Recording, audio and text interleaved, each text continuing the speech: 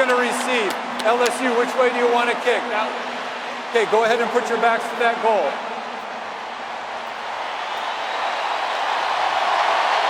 Clemson shall receive the opening kickoff. Good luck, guys. Let's have a great game. Ed Orgeron wants his defense on the field first to build all this crowd noise and show confidence in that unit against Trevor Lawrence. Maria Taylor with Dabo Sweeney. Maria. Thanks, Chris.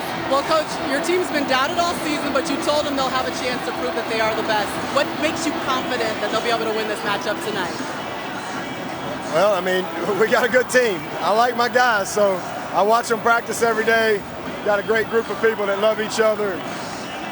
Hoping we got a chance. All right, thanks for your time, Coach. Now we send it over to Tom Rinaldi with Coach Maria, thank you very much. Ed, all it's taken to get here, all it means to you. How do you manage the challenge of the emotion in coaching this team to a win? You know, after the first hit, that all goes out. It's about fundamentals, technique, play for 60 minutes. They're a good team, we're a good team. Let's battle. Appreciate the time. Go Tigers. The cut at Orgeron's head came from a punch that he gave himself after a practice to get his guys fired up. He's a unique individual, Kirk. He really is. He has a team that is incredibly fired up against the old veteran Clemson team that's been there and done that. That leadership and experience would tend to give the advantage to the Clemson Tigers, but we'll see about the emotion of LSU here early. Orgeron hoping for an early stop, hoping the crowd will continue to make life tough on Lawrence. They've got the busiest and the best kickoff man in the country. Avery Atkins, a sophomore from Auburn, Alabama, to boot it away. Travis Etienne hoping he'll have a chance against all odds to return this kick. Comes from Jennings, Louisiana, about 100 miles away. Tigers versus the Tigers for the title. Should be a lot of fun.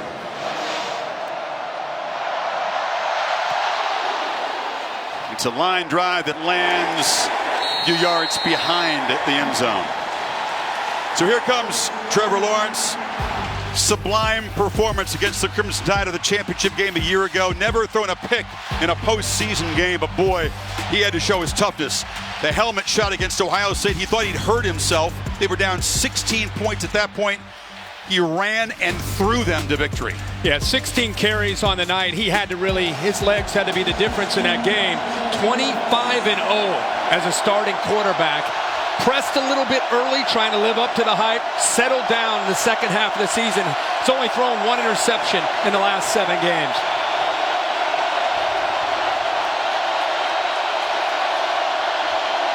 Looking to throw, and it's Justin Ross. A trick play right off the bat. Etienne takes the handoff from the receiver. LSU not fooled. Christian Fulton made the play. Yeah, LSU flying around. Clemson trying to catch them napping a little bit, trying to get the ball to the outside. Etienne's going to have a big night. T. Higgins didn't play well against Ohio State, got dinged up, will have to play incredibly well on the perimeter. Chase on, the best pass rusher, and Stingley, the top freshman corner in the nation. Free play, and it's caught downfield. Ross, after the LSU defense had jumped offside, Lawrence makes the most of the free play. Well, Clemson felt the scouting report on the LSU man-to-man. They play a ton of man, but they give you outside leverage. They take away the fade. Offside. They take away the outside defense throw. In the neutral zone at the snap. The penalties decline. The result of the play is a first down. So instead of being able to go to the outside, he pumps to the outside, and Trevor felt that. He felt Jason, who's amped up in this building, jump, and then he knew, see how he goes to the inside? But Fulton gave him that move. Clemson researched that in these 2 weeks in prep, knew they could get that inside crease. 35-yard gain. Looking to throw again. Etienne gets the lob from Lawrence and has space. Breaks a tackle and is dragged down near the 26-yard line. Tigers threatening instantly. A little screen, little slip screen, get him out in space. Travis Etienne just needs room to work with. Outstanding, the difference maker in this offense. Nice call, and how about the touch there by Trevor Lawrence going over top of the LSU defense. Throwing again. This is Amaria Rogers, muscled out. Etienne as a receiver was a monster against Ohio State. Those 2 touchdown receptions were huge. Yeah, Ohio State won the line of scrimmage. They couldn't run the ball. They feel they can run him maybe on the edges, but they really think he could be a difference in the pass game like that. Isn't it interesting? LSU, this crowd, this environment, Clemson's answer to that is attack, aggressive, going after LSU, getting them on their heels, taking this crowd out of the game. 4 plays, 4 passes. Lynn J. Dixon is now to the right of Lawrence in the backfield.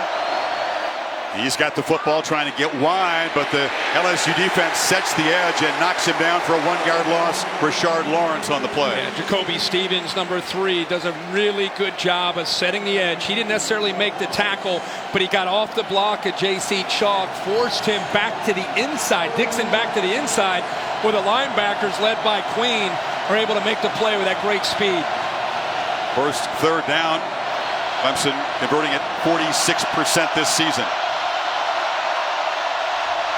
He recognizes pressure right there. Let's see if LSU gets out of that. A dummy called. Grant Delpit tipped his hand, showing pressure from the inside. Looks like he's backing off now. Play clock at 2. Here he comes. And they've got Lawrence for a sack back at the 36. Delpit, Kirk it was who got through. Well, I think Clemson felt they had him, and then they backed out of it. He's right here. He kind of sits back, and then he comes a little bit on a delay. I think it's good coverage downfield, nowhere for him to go with the football. So Delpit, even though he's kind of in a safe blitz, eventually gets home. So that forces a long field goal attempt. B.T. Potter is the sophomore from South Carolina. Check it. They're not going to go for what would be a career long. He was hitting from this range in the pregame warm-up, but instead Sweeney decides to send out Will Spires, the punter, and now with 1 second to go, I'm going to take a delay of game here, back him up a little bit. Interesting. Trying to pin LSU's offense back deep in their first possession. Hey, the way Joe Burrow's executed, I don't blame him. 5-yard penalty. You know, you take a shot at a field goal there, especially early in the game, and if you end up missing it, you're giving Joe Burrow great field position. So 2 chunk plays for Clemson. They threaten, but the big sack by Delpit stalls the opening possession. Spires very good. He's knocked a dozen punts dead inside the 10-yard line. Hits it high with backspin, and the coverage team able to corral it at about the 6-yard line. So pinned back against his goal line. Heisman Trophy winner Joe Burrow takes over. LSU's first possession coming up.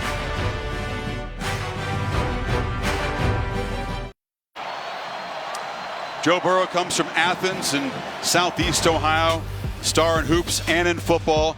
Not recruited by his dream school, Nebraska, where his dad and brothers played. Went to Ohio State, played 3 seasons there. Didn't get much of a chance. Transfers to LSU. Last year, pretty good. This year, off the charts, sensational, and broke records for the margin of victory in the Heisman Trophy. Plays the quarterback position like a middle linebacker. Incredible ability to process and get the ball out quickly. Clemson's got to come up with some plans to try to get him out of rhythm early. Empty backfield. 5 playmakers flanking Burrow. And he's going to scramble and stays alive and chucks it downfield, and it's caught at the 43 by the tight end Thaddeus Moss. That's part of Burrow extending plays, but there is a flag down back near the line of scrimmage, so hold on. Yeah, there's got to be a man downfield. Adrian McGee downfield, offense number 73. 5-yard penalty, replay, first down. Yeah, the left guard, Adrian McGee, that's a long time in pass protection. And he eventually gets across the line of scrimmage. You'll see him, but how about the job here? This is what makes this guy so good. Burrow, they've got it. Foster's unable to bring him down. And then there you see the offensive lineman right here. They're a good 7 or 8 yards downfield when he makes that throw. So take away a potential big play, the creativity. And by the way, Brent Venables' first play, bringing Isaiah Simmons off the slot on a blitz. Negates a 36-yard gain, makes it 1st and 13.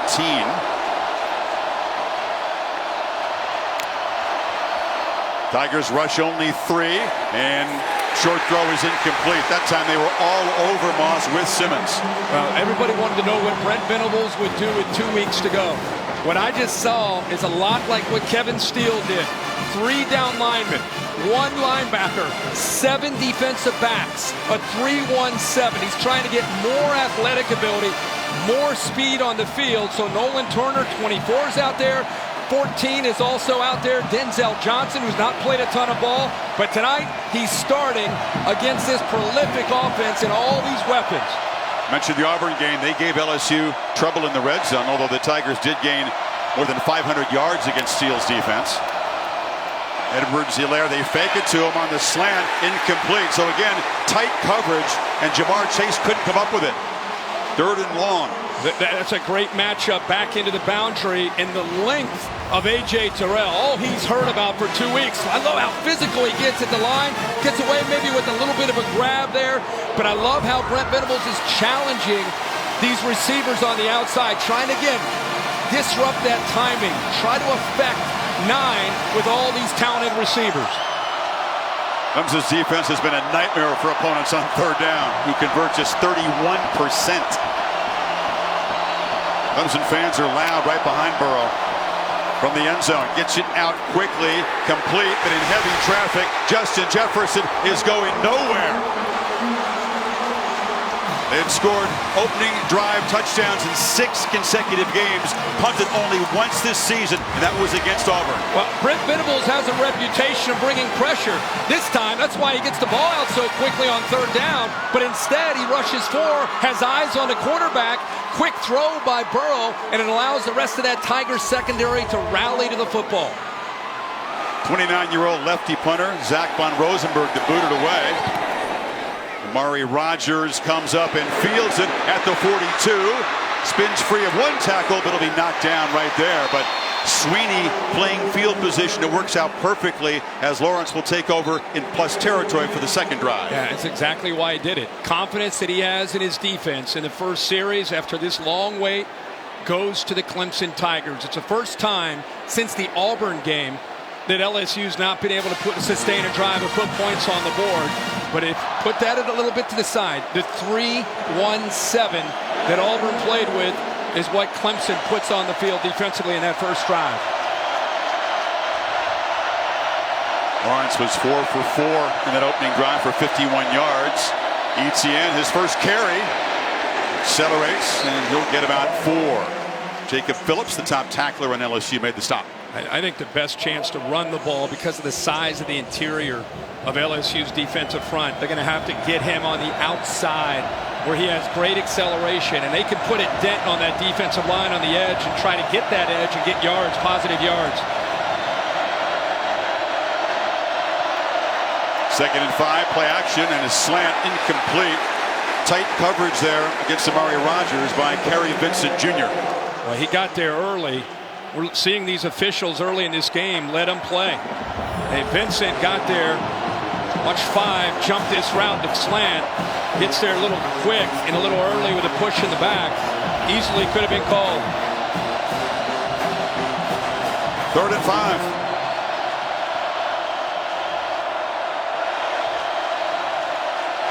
This is where they've got to be able to win, right there at the top with T. Higgins. One-on-one. Lawrence is looking to the right and launches downfield over the shoulder, just a little bit too far for Higgins. Christian Fulton, the stud corner in coverage. Now they went with both their most talented receivers into the boundary. See Justin Ross and T. Higgins. It creates one-on-one. There's that outside leverage, a little pull there, but the ball not really catchable.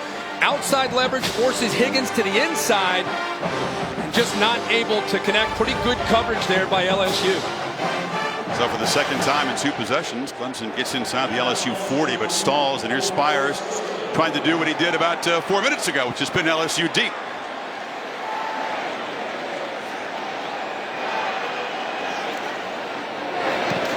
Big fella may have kicked this one a little farther than he meant to, and even though it's not caught cleanly, coverage team does its job perfectly. Burrow backed up again. Back after these messages, you're watching the College Football Playoff National Championship game presented by AT&T.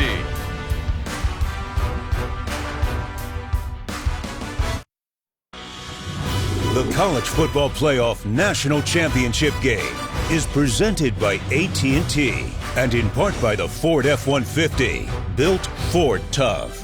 Allstate, reminding you that football season is mayhem. And the Nachos Party Pack from Taco Bell. Each Clemson championship was won as an underdog in the ultimate game. At about 600 miles from here in Clemson, the streets are packed for a watch party. That's a I've crowd. seen their defense get Burrow and company off the field with a 3-and-out. The loss of 1 yard. That drive began at the 7, Kirk. Now they're at the 4. Joe Brady telling us this week, along with Steve Insminger, that they don't know what defenses are going to do when they play them because they've been so effective and so explosive. Now they've got the book on them. They see that 3-1-7. They're seeing different look, and now they have a feel at least for what Brent Venables wants to do against this offense. Now they make their adjustments. Thaddeus Moss, Randy's son, motioning to the right of the formation. 3 receivers bunched there. And it's Edwards-Helaire who's hit in the backfield. Simmons is all over the place in the early going. But you've got 8 guys up close to the line of scrimmage anticipating a run here, and they guess right. Nobody's there to pick up Isaiah Simmons, who comes off the edge again. And you're right, he's active, Chris. Now Burrow from the end zone. First completion of the night. And he finds Chase, who's a couple yards short of the marker. Kendrick in coverage. Challenging Chase, challenging these receivers. That's their answer, to try to slow them down, not giving them much space at all to work with. Playing with tempo, they get it out quickly, but it's incomplete. Pressure got to Burrow. The throw was inaccurate to Jefferson, and the punt team comes out again. Well, this odd look with 3 down linemen really opens up the playbook for Brent Venables to bring pressure. It's making the offensive line guess where that pressure might come. That's why that opened up like that and freed Isaiah Simmons. Joe Burrow typically in command, setting the protections, understanding where the blitz pressure is, and after the first 2 series right now, he's kind of scratching his head, trying to figure out Venables' scheme. 2 for 5 in the early going. A punt not very good by Von Rosenberg, but it gets a nice bounce. And Clemson will be backed up in their own end to start at about the 32-yard line. Burrow and the Bayou Bengals used to exploding early on offense. Hasn't happened scoreless midway first quarter.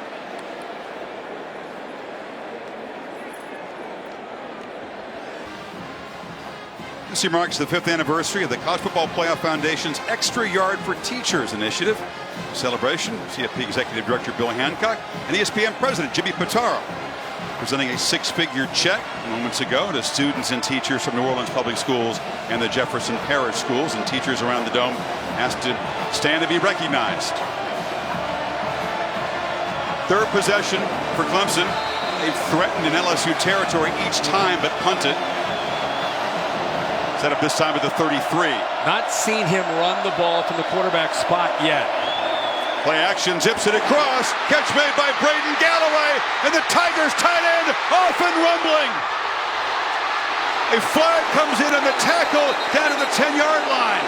And the man who was suspended for an entire season makes his first impact play in ages. Boy, he made a great play there, but I think it's going to come, part of it that will come back with a block by T. Higgins, a blindside block. Personal foul, illegal blindside block, offense, number 5. 15-yard penalty, still results in a first down. Move the ball back, and they'll spot it about the LSU 40. Yeah, this is way downfield. You see it almost at about the 28-yard line, where he'd already picked up big yards. Gets in front of them, but still, because Queen had no idea he's a defenseless player, you can't make that block. It's one of the new rules in college football to protect these players. But a great call on 1st and 10 to get those linebackers' eyes in the backfield on Etienne and on Trevor Lawrence, and they catch him napping by sneaking Galloway behind him. The game is 42 before the penalty. Pump fake. Lawrence still's got the football, looking to run, makes a cut, and slides down at the 30. They'll mark him just short of the first down. When he is decisive as a runner, I think that's the area that his game has changed the most from last year to this year. He's up to 220 pounds. He's running the ball. It makes those safeties have to really be aware of 16, not just as a passer, but the threat of him to pull it down and run the ball, as we saw last week against Ohio State. 16 carries, 107 yards. All of a sudden, you got to pay attention to the Clemson tight ends. Galloway in the slot to the right. Lawrence is looking over the middle, trying to buy time, and delivers a strike. And sliding down is Higgins. A flag down again in the offensive line pit area. Well, where the umpire threw that typically would be a holding call or a hands up in the face. Personal foul. Illegal hands to the face. Defense number 62. Half the distance to the goal. First down. Siaki Ika, the freshman from Salt Lake City, and then he'll move the ball inside the 10. Yeah, he's up against the center, Pollard. Just to the right there, 62. He's trying to do everything he can with his hands. You see that right hand gets up, the follow through. Helmet almost comes off of Pollard. Umpire saw it, made the call. First and goal at the 6. Not only the gain, but then the yards on top of that on the back end. Clemson has been lethal in the red zone this year. Touchdown 75% of the time. In a game like this, every possession down here, you don't want to ever settle for a field goal against Joe Burrow on that offense. They want to score touchdowns. Lawrence motions out. Direct snap to Etienne, who makes a cut, accelerates, reaches toward the goal line, is just short. So a wrinkle. They're just coming out unloading everything right now as play callers with Jeff Scott and Tony Elliott. It's interesting to see how quickly he puts his foot in the ground, accelerates, and then the power to almost extend to that goal line. Second down. Lawrence has still got it. He's got a stand-up touchdown. And the Clemson Tigers draw first blood in the Superdome.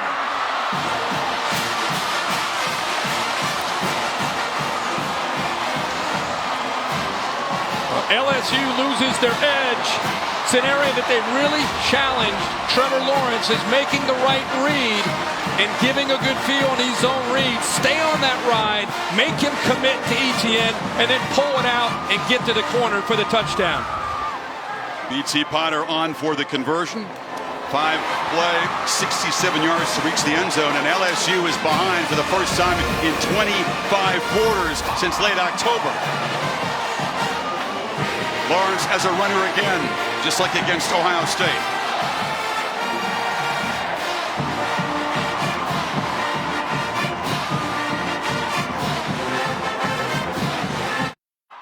Want more stats? Hey Siri, who has the most passing touchdowns in college football?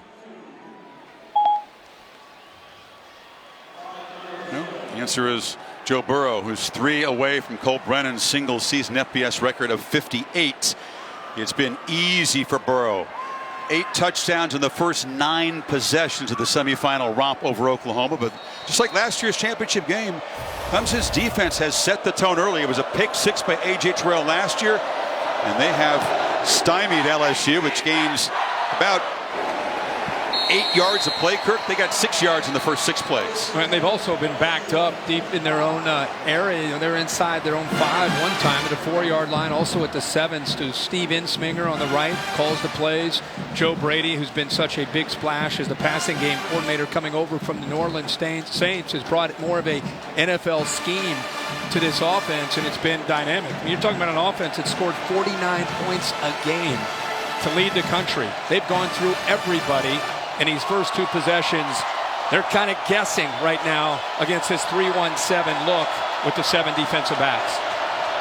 See what they do to counter what Venables has thrown at them early, Kurt. Clemson brings pressure on first down. They pick it up. The throw to Edwards-Helaire, but not much after the catch. Tanner Muse forced them out. Well, we sat down with them. They talked about dime and whether it's 5, 6, 7 defensive backs with what they call penny. They said we want to give Joe full progression reads, meaning give him a chance to get the ball out of his hands quickly, find the matchup that we like best. Look for the slant, now delivers, and it's caught by Terrence Marshall, and LSU's first down out across the 40. And that time he had enough time to eventually find that window. Nice delayed route there where Marshall is able to get underneath. Good protection, good timing that time. One of the first times we've seen LSU with that timing that, again, has been historical in the 2019 season. 15-yard gain off the play action. Burrow is pressured, steps up, cannot escape. He'll be sacked by Justin Foster. who has to step up tonight, Kirk, because Niles Pinckney can't go. That's right. He's on the edge. You wondered the edge tonight. Isaiah Simmons, they've been bringing him quite a bit when they feel that they can get home on passing situations. Here's a 1st and 10. And because Simmons forced him to step up, Foster eventually gets off of his man and gets to Burrow. Pinckney has an ankle, so guys like Darnell Jeffries, Foster will play a bigger role tonight. It is a deep defensive front, though. 2nd and 13. They show pressure.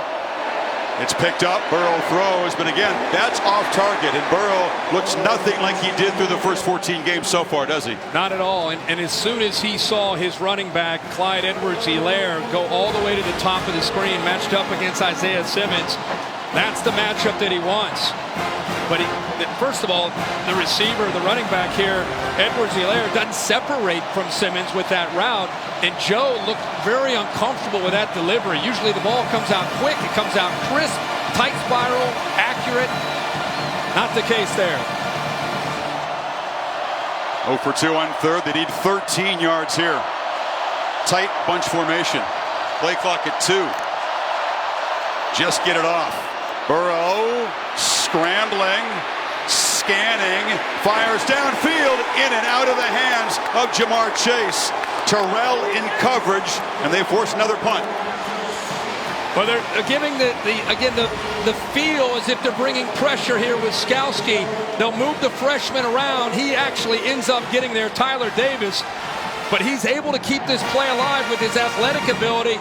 Great coverage downfield. They're covering for a long, long time. And then again, the length of A.J. Terrell at 6'1", 190, able to stretch out and knock that ball away. Already the 3rd punt for Von Rosenberg. He only had 3 punts combined in the wins over top 5 teams, Georgia and Oklahoma. This one will roll dead at the 25-yard line, but Lawrence and Clemson takes over, up 7. That's coming up Saturday, February 22nd, the biggest heavyweight fight in decades. Deontay Wilder, Alabama guy, faces the lineal champion Tyson Fury, live from Las Vegas. Undefeated heavy hitter square off for the 2nd time. That was a hard-hitting draw the first time. February 22nd, live on pay-per-view. Not what Coach O expected so far in this first quarter. His defense has been puzzled. His offense has been shut down.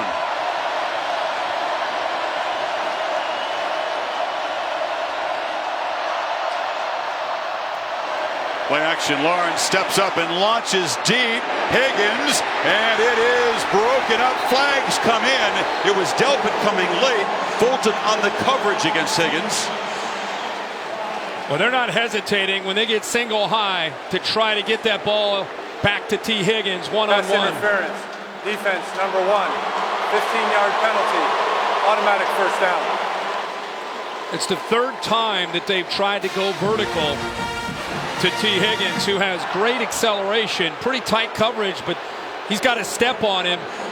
They're going to take that shot. Delpit, who's got great closing speed, comes over, but an easy call there for the officials on the PI. They'll also take the penalty over the big gain. Moves the ball to the 40. Etienne in traffic, spins, but cannot escape the tackle there of Fulton. Still a nice first down gain. Good patience there, giving his blockers a chance. J.C. Chalk, the tight end, pulling around along with the left guard, John Simpson. Expected Clemson to use tempo, and they have. There's a high throw over the head of Amari Rodgers, the first time that Trevor has misfired tonight. Yeah, that was a run-pass option where he feels that slot receiver, and if he gets pressure from the man defending him, it was Jacoby Stevens, 3. He didn't get there, but just by coming into his face, he forced him to throw that ball up high.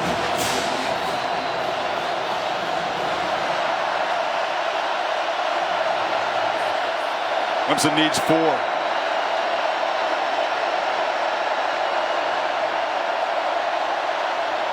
Four-man rush. Lawrence gets it out. Incomplete. Tried to find Ross on a slant. Derek Stingley Jr., the fine true freshman corner, was there.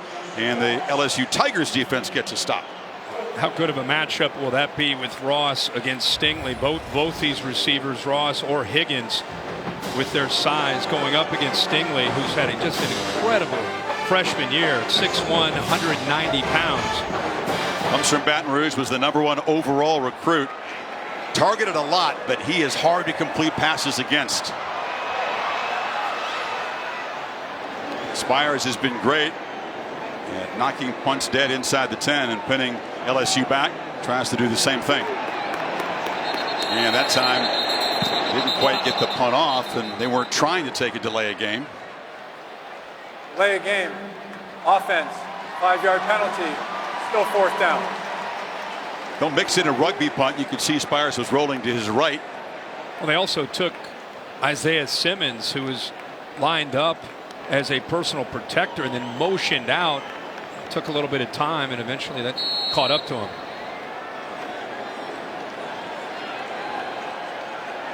Brief conversation a moment ago between Sweeney and Spires.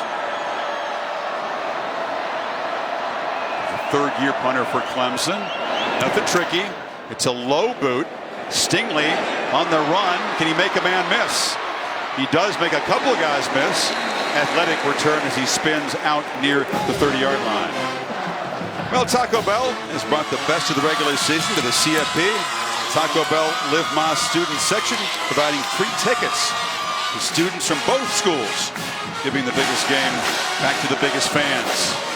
Boy, if I'm Joe Burrow, and we've bragged all year about his receivers, his tight end Moss, Hilaire, the running back, how they have such great futures in the NFL. But right now, they're losing the one-on-one battles to that Clemson secondary. And that's a first this year. Late pressure. Burrow gets it out. Moss makes the catch. Not much after the catch as Simmons was all over him. That time he felt that blitz. One of the first times he saw the blitz of K'Von Wallace and Skowski coming from his right, so he knew that he had a void. They just didn't have the numbers there, so at least he's able to get positive yards on 1st and 10.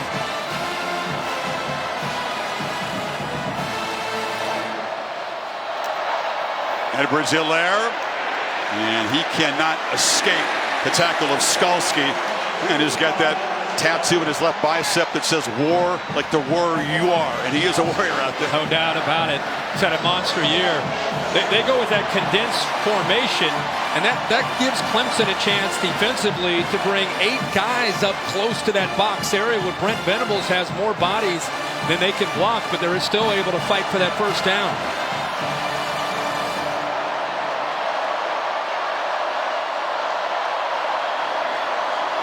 LSU still trying to get that spark, get that momentum going, and create that avalanche that we've seen so often. Edwards-Hilaire just lowers his shoulder. He delivered a blow to Terrell and motors for a nice 1st down gain. Well, that can spark an offense, a run like that. When you run through a defender and a would-be tackler, the corner, Terrell, comes up. He's right there with a chance to make that play. But it gives you an idea of the low center of gravity, how physical of a back Clyde Edwards-Hilaire can be. Low center of gravity, a nice way of saying he's very short. Yeah. But very effective. Now Burrow going to launch downfield for Chase. Who's got it? Touchdown, LSU.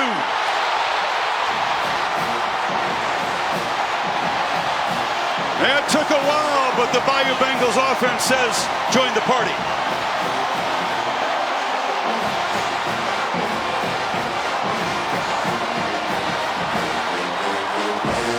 Well, that's the answer from Joe Brady and Steve Ensminger. Win the one-on-one battles outside the numbers. Jamar Chase has done that all year. What great ball skills and vision. Battling there with Terrell. Fighting, losing his balance, and keeping his eyes on that football to come up with a touchdown. The sophomore who won the Bolitnikoff Award as the top receiver, Kirk, scores for a 13th time this season on a deep shot. That's by far the most. Yeah, and the thing is, they've been doing a good job with Brent Venables' scheme of putting up the pressure. These safeties have been cheating. You get him here, you get this guy down. They're trying to take away a lot of the quick throws, a lot of the underneath things. And this time he just kind of sits there, but Turner's not able to get back and help Terrell out. So it's essentially Terrell on an island against Chase, gets behind him, and there's the accuracy of Burrow for their first touchdown of the night. It was good on good in that matchup, and that one goes to the supremely confident sophomore from the supremely confident senior. What that can do is that can have, now the threat of that is going to give Brent Venables pause on all this pressure. And now you can get back to trying to run your basic offense, the quick throws, the quick slants, and the run game, and eventually take another shot downfield if you get isolated one-on-one. They were quiet and surprised by Clemson's fast start, but now at 7 apiece. See what Lawrence can do. They will not have great field position this time after the touchback. Aerial coverage provided by Goodyear. Some of the fog has lifted in New Orleans. That's good news. Goodyear recognizing those who strive to rise above the rest. Goodyear more driven. One of the great moments, Kirk, that have happened inside this dome. 7 Super Bowls, a whole bunch of championship games. In fact, the last 4 times LSU's played for a title right here in this building.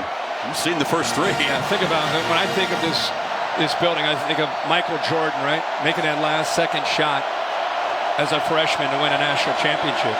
Or Muhammad Ali, or Sugar Ray Leonard. So many great things. Hope we get some more memories tonight.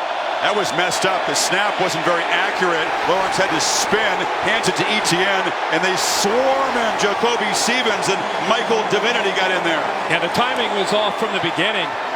The snap was okay to Lawrence, but the execution of the handoff slowed Etienne down and allowed that defense to get into the backfield. It just right there. It's messed up, slowed down, penetration. Lawrence gets in there, and then the linebackers are able to clean that up. LSU fans certainly sensing a momentum shift. Got Clemson behind the sticks, 2nd and 14. Empty backfield, Etienne rolled out, but Lawrence took a peek and then moves forward. Gets positive yards. It'll set up 3rd and 6.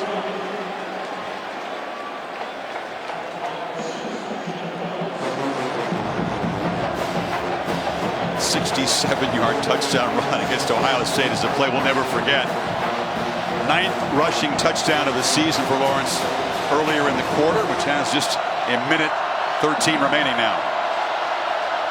Neither side has converted on 3rd down yet.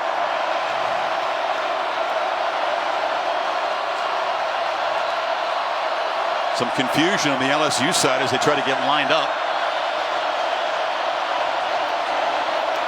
Lawrence under pressure, chased, flips it downfield, and has Galloway, the tight end, for a first down across the 45. His 2nd catch. Chris, you picked up on it, the confusion of that LSU secondary, and then they're in the fact that they were not able to get to Lawrence. There's his athletic ability, keeping the play alive, throws back against his body, but nobody there to pick up Galloway.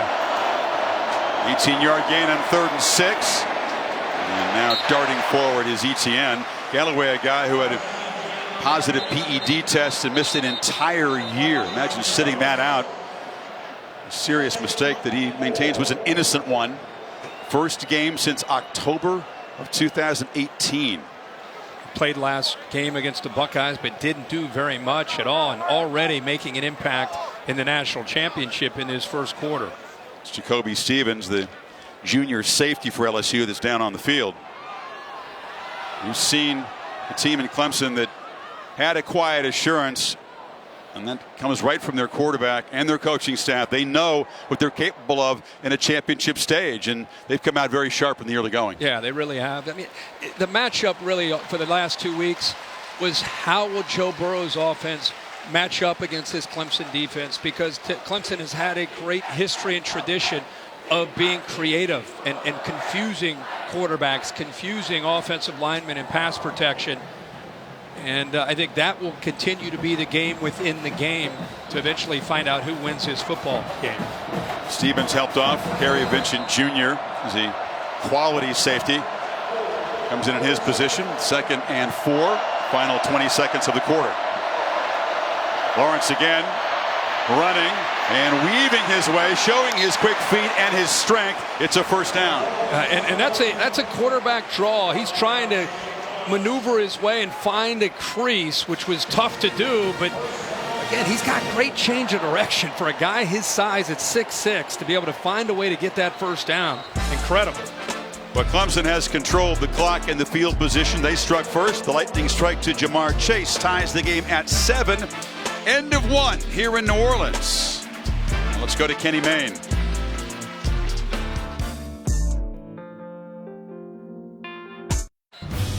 Seven apiece start the second quarter. College football playoff national championship game presented by AT&T. Clemson trying to add to its impressive trophy case, trying to go back-to-back 15-0 seasons and win that CFP trophy. Not supposed to be able to do that in the playoff era. Remarkable. Trying to win it for the third time in 4 years. It'd be each time against a 14-0 heavyweight from the Southeastern Conference. Begin the second quarter on the move with the LSU 42. Then Jay Dixon spelling ETN in the backfield. You fake it to Rogers. I pop it to Rogers. It was a pop pass, cleverly done. He gets some speed, gets the corner for about 6. They're going to continue to challenge those edges of the LSU defense. You know, if they're going to try to get pressure, think about just the pass rush. That's a good way to keep them on, is to make them have to respect that aspect, whether you run ETN or you use a jet sweep, in that case with Rogers. 2nd and 5. Lawrence has got it, rolls out, delivers a long throw over the head of Justin Ross. You see the arm strength, but it wasn't accurate. Yeah, it gives him that zone read feel and look for the defense, trying to bait them up, trying to get those linebackers and defensive backs to come up and try to get a one-on-one matchup he can win. And because Stingley was in great position, he tried to go back shoulder to get the ball to Ross where he can maybe have a chance, but obviously the ball sails on him. Good coverage there by the Tigers, by the LSU Tigers. You got to clarify that. I know. 3rd and 5. It's Rogers motioning across. Dixon is the back, and Lawrence is pressured. Flips the ball to Dixon at the last minute. Dangerous play, but it worked out. Caught, but 3 yards short of the marker at the 35.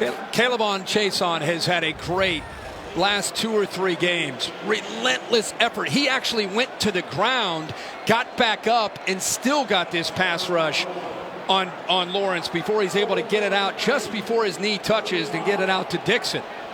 But boy, Chason is right now a factor coming off the offense's left side against Carmen. Field goal team is on the field. BT Potter to try this from 52, which would be a career long. He's hit from 51 twice. LSU's field goal team ran on very late. The kick is away, and it is good from distance. As the sophomore delivers a new career long, a 9-play, 40-yard drive, and Clemson back on top. He drove it low and had just enough. Hasn't been a great season for the young kicker, but he delivers on a big stage. 10-7, Tigers in orange.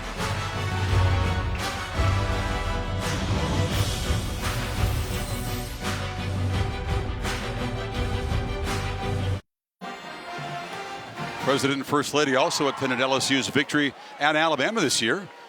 And Congressman Steve Scalise on the right there looks ready for Mardi Gras. He does.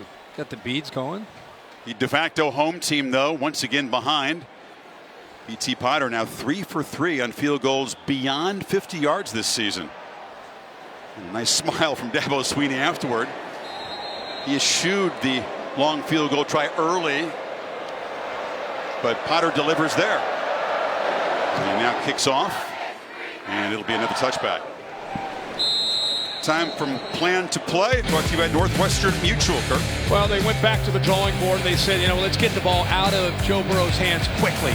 That was one of their answers, trying to find matchups, trying to find space, trying to get their athletes in space. Then they created a one-on-one opportunity. Burrow knows he's going to chase all along, keeps the safety in position, works his way from the left all the way to the right, come up with a 70-yard drive and that touchdown. They had 38 yards on 14 plays before that touchdown. They had 10 pass attempts. It netted 32 yards until the 52-yarder to Chase.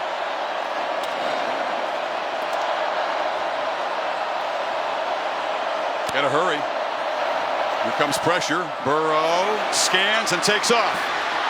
And he's in the clear and now slides down. He is a dangerous runner, really hurt Georgia in the SEC championship game. Watch the middle of this defense. Watch how it clears out, and watch Joe Burrow feel Isaiah Simmons take Moss. Once he gets his eyes on Moss, you got to have somebody there to account for the speed and the decisive the thought process of Joe Burrow. He's now run for 37 first downs this season. That is a big number. And he gets upfield so quickly when he makes his mind up to run the ball. Much quicker than he might appear on TV. When you watch him field level and defenses have to adjust, they are usually surprised. On the slant in traffic, it's Marshall, and they get about 6. That's LSU this year. You're going to bring pressure with Isaiah Simmons. They're going to get the ball out fast and find one of those quick slants underneath, whether it's to 2, who's had a quiet night, Justin Jefferson, or the Terrace Marshall, who comes up with that big catch there on 1st and 10.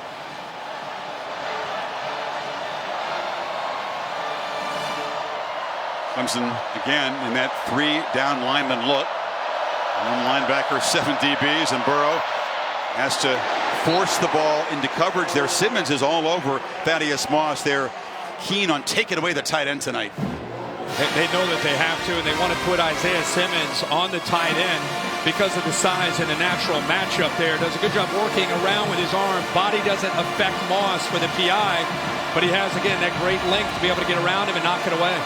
Butkus Award winner, made it a long time to make an impact play against Ohio State. Finally had the pick. 3rd and 4. Burrow pressured.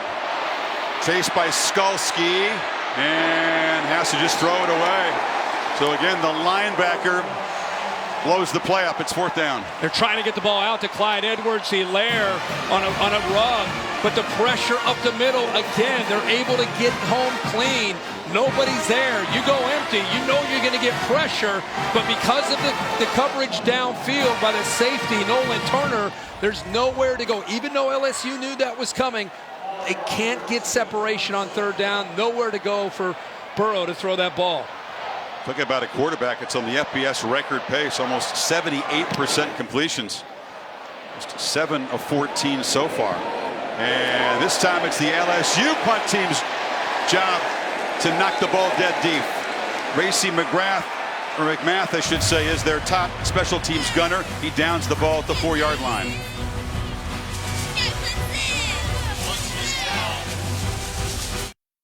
The College Football Playoff National Championship game, presented by AT&T, is brought to you by Gatorade. For the athletes who give everything, nothing beats Gatorade. And Samsung QLED TV, bringing 4K to tonight's megacast for the first time ever. LSU winning championships on home soil, a familiar theme. Odell Beckham Jr., the Honey Badger, lots of legends on both sides here. LSU once beat Clemson in a Sugar Bowl in a perfect season. A 7-zip thriller, Kirk. That's right. Patrick Peterson. Halfback pass. Coming up at halftime, CFP 150 celebrated by the 11 greatest players in the history of the sport will be saluted. That'll be a lot of fun. We saw LSU in that first quarter pinned inside their own 10 a couple of times, unable to be very effective, get any traction. Let's see how Trevor Lawrence handles it. Kobe Stevens, the safety, is back in the game. Lawrence on play action from the end zone, fires a long throw. Ross makes the catch. He'll be wrestled down to the 28 by Fulton, but a 1st down. Well, just a great route by Justin Ross. They're going after Fulton. Inside move to the post, comes to the outside. Fulton never had a chance. Great eyes, great patience that time by Ross. Really sold that inside move to make Fulton bite on it before he cut back outside. He's been tough to beat this year. He's got a 1st-round NFL draft grade, does Fulton. 24-yard gain. And a handoff to Etienne, who bounces it. And scoots and still going. Etienne tight-roping into LSU territory. Delpit finally forced him out. You know, as good as Chason is as a pass rusher, he loses the edge, and his eyes are looking towards the quarterback, Lawrence. He's looking for a pass because Lawrence fakes the throw, and Etienne went right by him. Got 29. He's got it again. Etienne would love to match the feat of his little brother Trevor, who scored a touchdown in this building. They lost the 3A state championship game, but Travis has never scored a touchdown in the Dome. Well, he's on his way. It looks like they're having a big night. They are having a hard time setting that edge, and just like that, Clemson inside their own 5, and now plus territory to 36 of LSU. Big chunks of yardage. Linday Dixon on a reverse. It's Higgins. Lawrence throws a block. Higgins is off and running. Breaking tackles, banging off people. Touchdown. Clemson stretches the lead. Wow.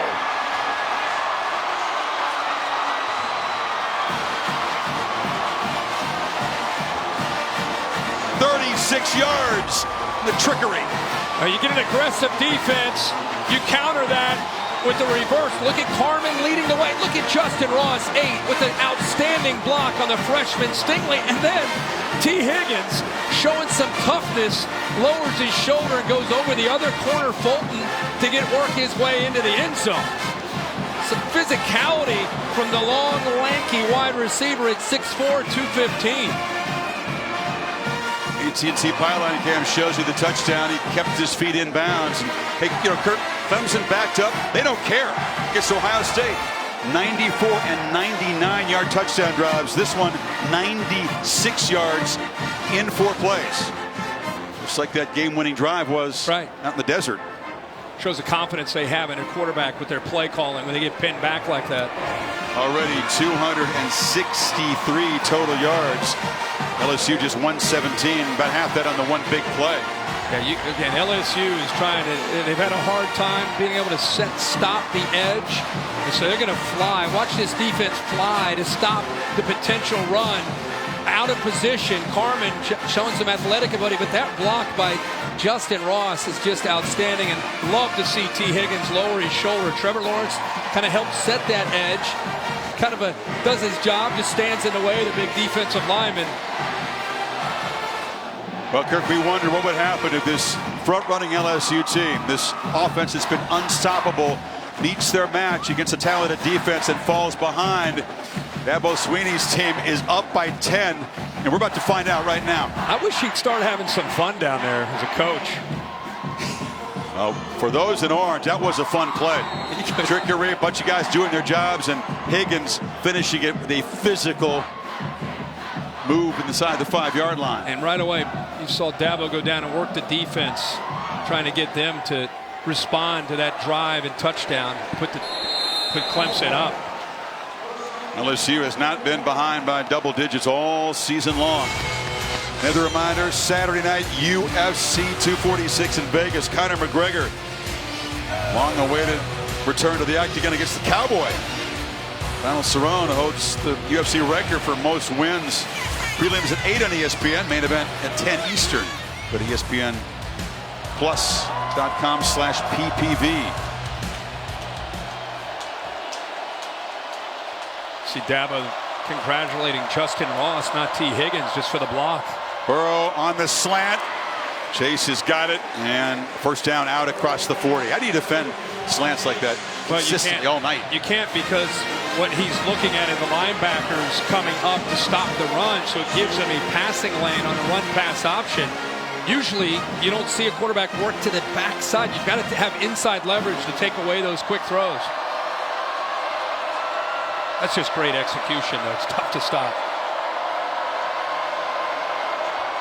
Justin Jefferson, we're used to seeing him catch those slants. Just one catch so far for negative -1 yard. Clemson brings the pressure. It's picked up, and now Burrow is launching downfield. And it's Chase again who's got the catch. And again, fighting inside the 5. Terrell was beaten again. He did save the touchdown. So if you're going to pressure Joe Burrow, it's just going to come down to, do you get to him or not? Because if you're going to leave Jamar Chase and Justin Jefferson one-on-one, they're going to continue to go downfield because of the confidence that they have that they will win that one-on-one matchup. Edwards-Helaire on first and goal is stopped by Nolan Turner, the safety who invaded the backfield. So plays of 52 and 56 yards already to Chase. That's another one of their answers to this pressure is, hey, if we get one-on-one, let's get downfield and make a throw. Boy, Dabo Swinney, a full sprint. That was like a 40-yard sprint to try to get that time out. The headset went flying. He saw something he didn't like down there as LSU went empty. Dabo's still a guy, you wonder about pulling a hamstring, but he does sprint out. He gets good and warmed up. He does. He sprints onto the field full sprint. Maybe it's for those kind of opportunities. That was good 30 yards. Well, they were celebrating seconds ago, but you can see why, even though LSU's not used to being behind, no lead is safe. They dangerously have moved inside the 5-yard line. You know what's great about this game is the confidence that both coaches have in their quarterback, and that they feel that we're going to continue to fight. We're going to continue to be aggressive. We're not going to get conservative. We're not going to think, oh boy, they've got us off track. Let's pull back a bit. No. Keep going full steam ahead. Keep believing in Joe Burrow. Keep believing in Trevor Lawrence, and make this defense, even with this system that's gotten us a bit off track, make them have to respond to us. This is great versus great. LSU is so tough to stop with their pass game inside the 10, but Clemson's been the ultimate red zone defense this year. It's what won him the game against Ohio State. Edwards-Helaire goes in motion. Burrow is flushed and chased and has to throw it away. Once again, it was Skalski trying to run the quarterback down. They're having a lot of success bringing these blitzes up the middle. Skalski's going to split right up the middle between the guard and the tackle. Nobody there. You can see a late reaction, just being confused. You're moving your protection one way, and they bring more pressure the other. It's a pre-snap to post-snap look that is affecting the offensive line and the pass protection. They're great use of the timeout at this point as they slowed LSU's momentum. And now it's 3rd and goal. Now they're really spreading them out, trying to create space and see who can win a one-on-one battle. One of those crucial plays early. And Adamo Sweeney says, games like this, it's just 4 or 5 plays that are going to decide the outcome, but you never know when they're going to happen.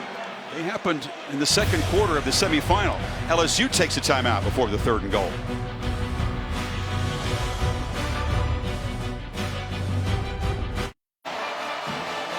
Joe Burrow told us he thought it would be, quote, a fun chess match tonight against Venables and that Clemson defense.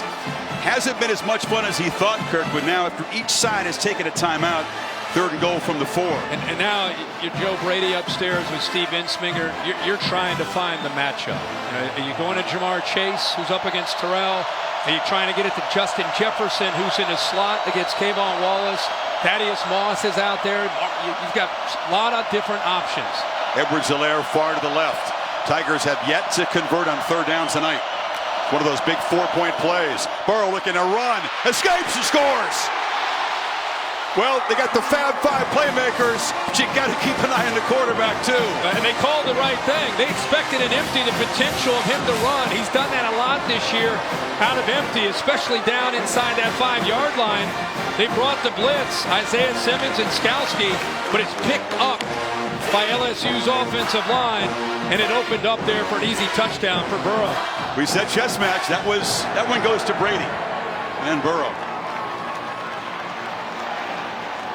Cade York, freshman kicker, who has missed 4 PATs on the season, even though he converts long field goals, cuts the lead to 3 again.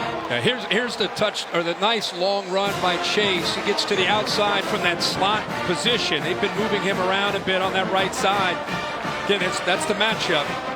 Terrell against Chase. He wins again, almost gets it into the end zone, but we get all the way down to a 3rd down and goal. Spread him all over the field. There's the blitz. Isaiah Simmons came up, but he's picked up nicely by Ed Ingram, the left guard who's in right now. And he sets that block and makes it easy for Burrow to get to that end zone for the touchdown.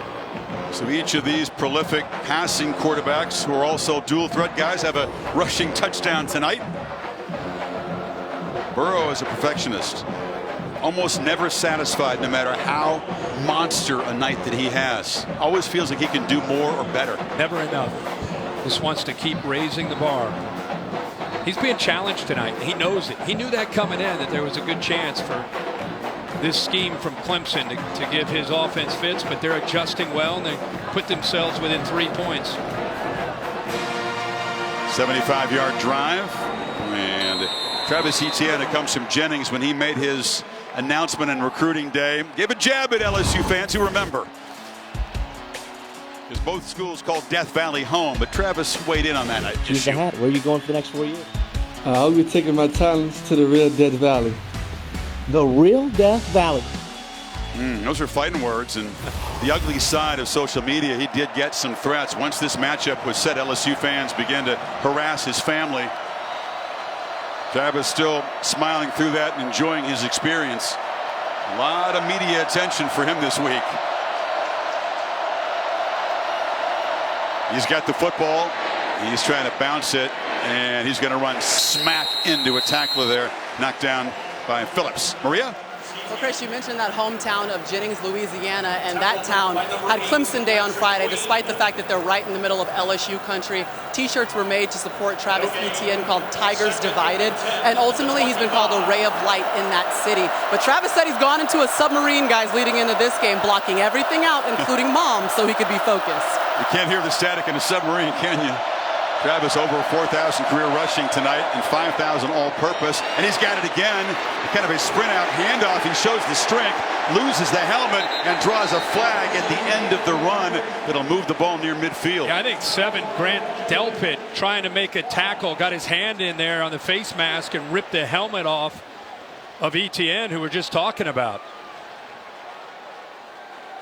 Personal foul, face mask, defense number 7. 15-yard penalty, automatic first down. Delpit, who struggled at times with injuries this year, won the Thorpe Award. He's had a tough night so far, Chris. He has, and even without the penalty, look at the physicality. I mean, this kid runs hard, leads the nation in yards after contact per carry, and then you get the face mask on the back end of that to add more 15 yards. Have the back of the helmet and ripped it off. LSU crowd not in love with the call. Empty backfield, Lynn J. Dixon to the right. And Lawrence is looking to the left. And now flips it over the middle, over the head of Rodgers, who takes a huge shot there from Stevens and is slow to get up.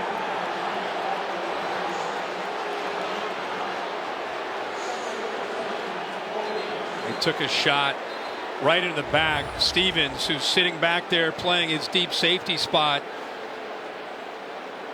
You know, that's just a big hit right there in the backside of Amari Rodgers. Ball just sailed on Trevor Lawrence. He had him open.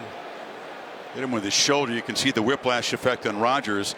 Bill LaMagna is our rules expert in the booth. In his opinion, that's an okay, clean hit. The hit was fine. The timing was fine. He did not go in to the head neck area. Didn't use the crown of his helmet. It's a clean hit.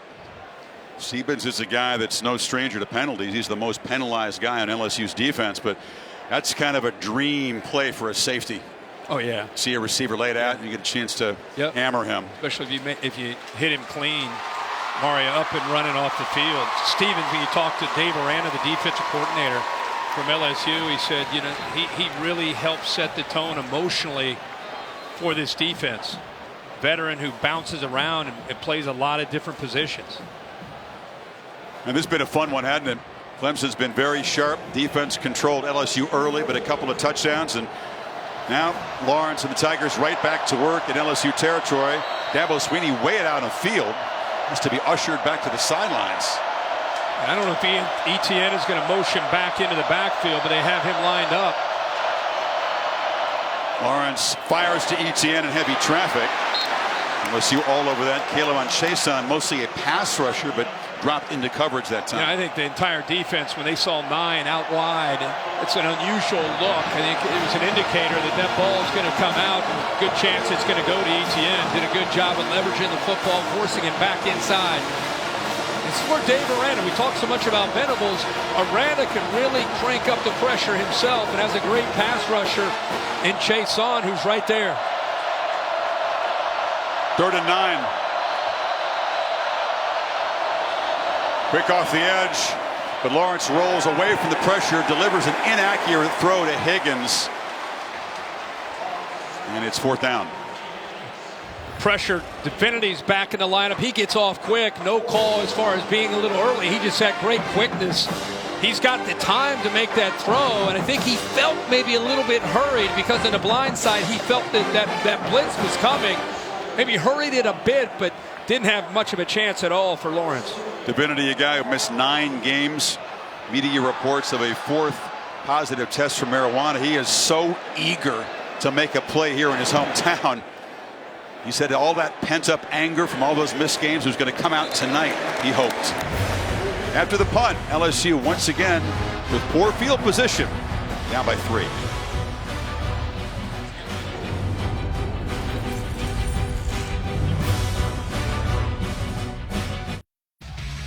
Hope for some mayhem to cap the season. Curtis Wilson and the All-State buses here in New Orleans. What have you selected as tonight's mayhem moments?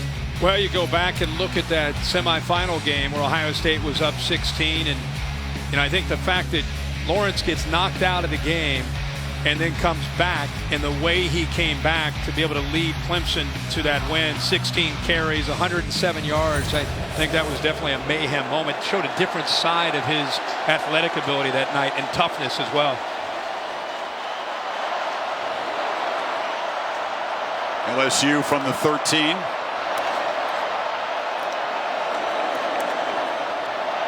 Once again, Clemson crowding the line. Burrow trying to figure out where the pressure is coming from.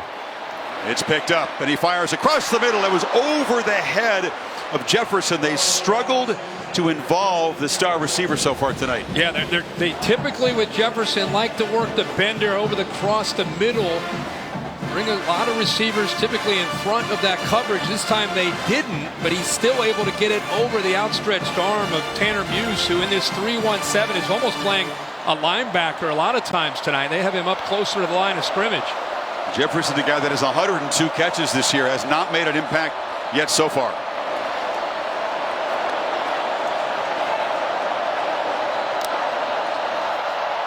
Burrow pressured immediately, flushed, takes off.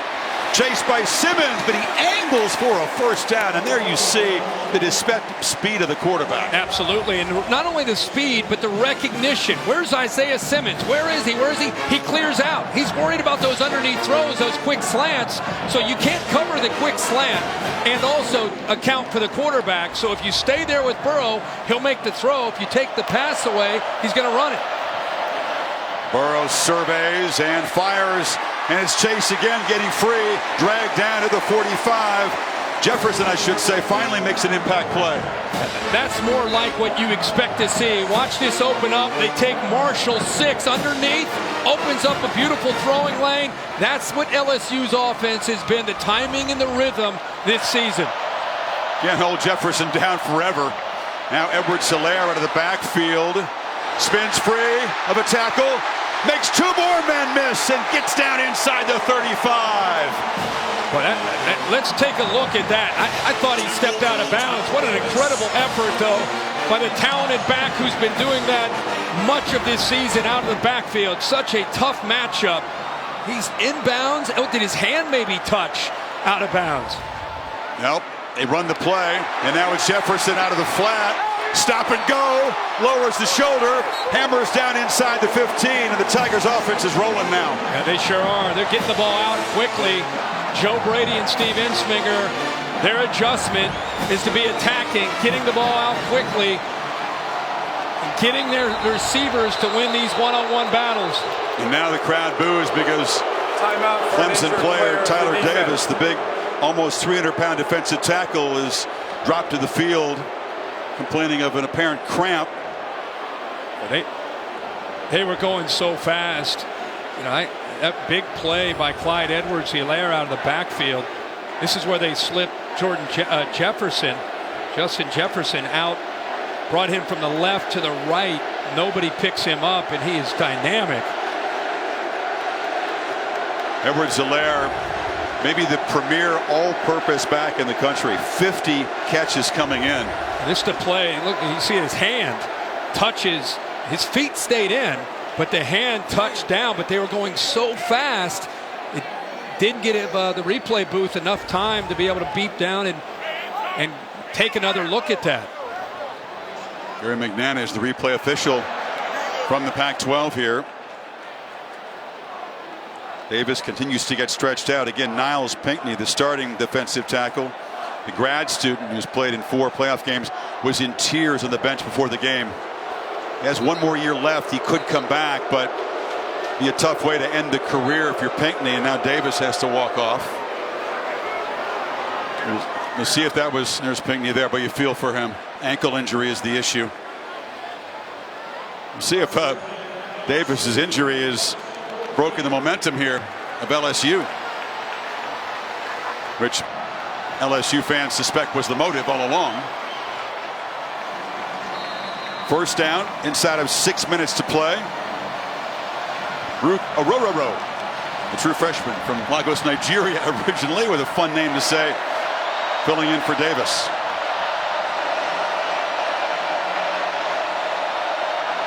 Plenty of time for this pre-snap chess match. And Burrow not the only one looking over.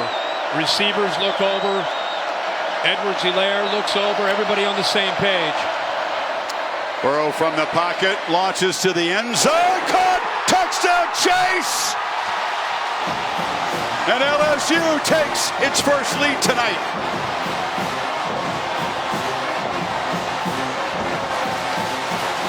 Man, can he drop a dime? I had a chance to sit down with Joe Burrow this week in Baton Rouge about this matchup, and I asked him about, boy, you throw a lot of balls that the receivers look covered, but you throw it and you score touchdowns. And he said, those defensive backs are not looking. They're open. I don't care if they're in phase or stride for stride with my receivers. I'm going to throw the ball. It's exactly what he does here with Jamar Chase. He trusts his receiver to make the play. Matched up against Terrell. It's good against good right here. Watch him hesitate and then work towards the fade. The timing of this. Wait, almost as if he's going to block. Pretty decent coverage till the end. But Burrow knows. See, shows, it kind of flashes that he's going to block. Terrell didn't bite on it. Stays in pretty good coverage. But this is that timing between Joe Burrow and these wide receivers we've seen all year. Chase has caught his 19th and 20th touchdown receptions tonight. Took it 87 yards in 6 plays, barely 2 minutes, aided by the fact that Edwards-Helaire touched his hand out of bounds, but they didn't buzz down in time. That's right. How about Chase tonight? As he said, 5 catches, 147 yards, 2 touchdowns. He was confident, and he's backing it up. Sure is. We're not even to halftime. He's got 147 yards. And he's been going up against the best corner from Clemson and A.J. Terrell and winning that matchup. His teammate Jefferson set the CFP single game record against Oklahoma with 227 receiving yards on 14 catches. Chase could chase that record down tonight if this keeps up. Now this season, for every field goal and extra point made by the two schools, All-State makes a contribution to the general scholarship fund. Thank you, All-State. Tonight, Kurt, Trevor Lawrence and Clemson takes over behind for the first time tonight. And the noise is back in the dome. These folks have spent the entire game on their feet. Wide snap, corralled by Lawrence, who fires, and a hands catch made beautifully by T. Higgins. Those long arms. Wow. In front of Fulton. That was impressive. You know, T. Higgins had a rough night against Ohio State. Really, all the Clemson wide receivers had a rough night. And his all hands. Nice catch there by T. Higgins, even as he comes down to the ground. They were challenged all year. They're going to take a peek at this. Take a peek, I guess, when he came to the surface. They're going to see if there was the ball moved when he came down with it.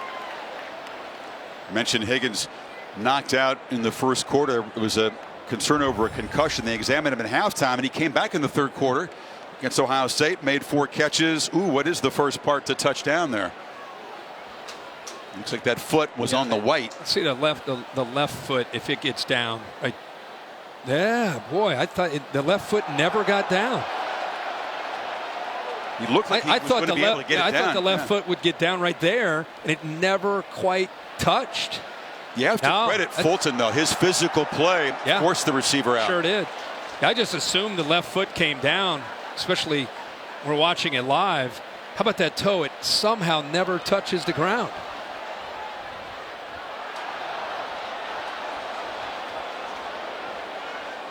Clemson fans are saying, wait a second, now you buzz down quickly for a replay review? Right. Yeah, they're going to bring this one back. Take away. Gain out to the 36, a 16 or 11 yard gain. It'll be 2nd and 10. Yeah.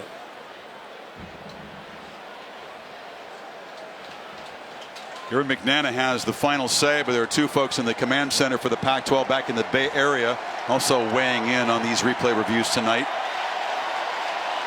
LSU fans are convinced that that replay is definitive. Clemson receivers admitting to us that the Ohio State corners, Damon Arnett and Jeffrey Okudah, both did a good job of jamming them at the line of scrimmage. They didn't have a great game, and they've been challenged these last couple of weeks to try to step up in this game. Well, they've already spotted the ball back at the 25-yard line. We haven't got an official verdict from Chris Coit, but here's a clue. It's a 2nd down and 10 play. They're looking at two things. Did he maintain possession, and did he get a foot down? Which foot touchdown first? Yeah. It seems like everybody's dialed in on what's going on. Even the Clemson offense is already kind of moving forward as if it's 2nd and 10. They see where the ball has been placed. After review, the pass is incomplete. The receiver didn't maintain control going to the ground. It'll be 2nd down. Please reset the game clock to 5 minutes, 14 seconds. 5:14. We also don't think he got a foot inbounds. Thank you. Kirk, we talked about this battle on both sides between the talented receivers and the talented defensive backs. It's been interesting to watch so far. It really has. Like I said, I mean, they've been challenged to try to step up. LSU plays a lot of man-to-man, very similar to the way Ohio State challenged them and had success, and they were determined to be able to get off a press and win. Shovel pass inside to Etienne, who navigates through traffic. Can't quite bust that tackle for a bigger gain. Stingley got him to the ground along with Delpit, but it's a 1st down. And Trevor Lawrence, nice patience, drawing Jacoby Stevens to him to be able to then flip it underneath to get Etienne the ball and then have a chance to follow the guard, John Simpson, around. He kind of hid behind him and then accelerated for that 1st down. Things happen fast when number 9 has the football in his hands. He fake it to him. Lawrence wanted a downfield shot, takes a hit, and launches an overthrow. That time Fulton was in coverage right there. No chance for Ross to make a play, and Rashard Lawrence hit the quarterback. Yeah, Lawrence got in. He got off of the block of Simpson, and I really think that Lawrence feels that, and that's what forced him to get rid of that ball, not be able to really follow through, and it affected the accuracy of that throw. Lawrence hit on Lawrence, and now there's a man down deep in the LSU secondary, and it is Delpit who's down on one knee. You talk about the intensity of this game. Emotions can also have a physical effect. We see players cramp up. Man, this has been a very high energy back and forth first half. Everything you kind of would hope for. I mean, there's some challenging aspects of it early. Answers by LSU as the brain trust kind of figured out with Venables and how he was attacking and how to create some one-on-one matchups for Jamar Chase. How about Clemson? They got backed up inside their own 5. They responded, put a touchdown. It's kind of the game that we had hoped to see. You hope it lasts like this all the way for 4 quarters where it's so competitive. We wondered how would LSU respond down by double digits for the first time this season. They responded with a couple of touchdowns, and the offense on solid footing. Nothing's easy for Burrow tonight so far. No. But he's responded. Chase has been the big weapon. Sure has. And you wonder what Brent Venables will do as an answer. Is he going to bracket Jamar Chase, which would then open it up for Jefferson, or it could open up for other. That's what makes LSU so good on offense, is if you try to take one guy away, they're going to find the other potential matchup that's a mismatch or an advantage to them. Replacing the Thorpe Award winner is a true freshman, Mo Hampton from Memphis, number 14 in its safety, playing deep center field. 2nd and 10. Delayed handoff, and Etienne going nowhere. Glenn Logan, the big defensive end, grabbed him for a loss. What a great play by Glenn Logan right here. Works around the right guard, Cervinka. Look at that. Look, swim move, great hands. Keep in mind the size, 315-pound junior. Most consistent, the leader, really one of the great leaders of that defensive line. Not known for quickness in the interior of that defense, but there Logan really showed it. They take the big bodies out. The 360-pounder Shelvin goes to the sidelines. You got just one true defensive lineman in there, along with the pass rusher Chason. On 3rd down, Lawrence rolls away from pressure, and it's incomplete. A high throw intended for Higgins, very well defended by Vincent Jr. And that was a high throw, but a catchable ball that Higgins can make. I mean, this is a long throw. Good coverage, size advantage with Higgins. That's why Lawrence put it up high, where the 6'4" T. Higgins can go up and over Vincent, who's 5'10", but tight coverage. LSU with that tackle for loss in that possession, messing up the Clemson drive, and now 3:49 before halftime. LSU is going to get the football back with a 4-point lead. It's a deep punt by Spires. Zingley just lets it bounce, and that punt team has been busy and effective for the Tigers tonight. Once again, LSU backed up inside the 5. And we've been marveling at Jamar Chase all year. The Biletnikoff winner, the timing, the execution with Joe Burrow. Slow start for this offense, but an adjustment just to get him isolated the way it has been all year. And it's been against Terrell. A.J. Terrell, the top corner, number 8. He's got great length, great athletic ability, but the last few series unable to stay up with number 1 from LSU. See if Brent Venables will make adjustments to try to slow him down by trying to get a safety over top to help out. Tremendous punt, Kirk, by Spires, 58 yards. And LSU for the 3rd time begins inside its own 10. Edwards-Hilaire's got the football, evades a tackle, off and running. Barreling out toward the 30. Man, is he fun to watch. He sure is. And you better have your head up and a chance. You better have your head up and you better wrap up. Look at this move right there on A.J. Terrell, the corner who's trying to set that edge. Look at his suddenness, the quickness, the lateral quickness, the jump cut there by Edwards-Hilaire. He gets upfield and picks up positive yards there on 1st and 10. Burrow against a 4-man rush. Is still pressured. Can he escape? He bobbled the ball, recovered it, but it's a big loss of 9. Tyler Davis, the freshman, got in there. There's a miscommunication there with Joe Burrow and his receivers. So often in this system, you need to read the same coverage. You need to see exactly the same thing. And that time, Burrow wanted to go deep to his right. But Clyde Edwards-Hilaire, who lined up out there, was matched up, and he did not run the deep route. Burrow was surprised, had just ate it. So surprised he bobbled the ball. Yeah. 2nd sack for Clemson on 2nd and 19. Burrow against a twisting pass rush. Inaccurate throw for Marshall. 3rd and a mile. Sometimes you don't even have to bring pressure. You don't have to blitz Skowski. You don't have to bring backers or safeties. You just use that twist to be able to try to affect the eyes and try to affect that offensive line's communication. Now, because of that sack on 1st and 10, look at this, 3rd and 19. Good luck against the Venables defense. Yeah. Do they bring pressure? And where is it going to come from? Skowski's had a lot of success on 3rd downs, getting home.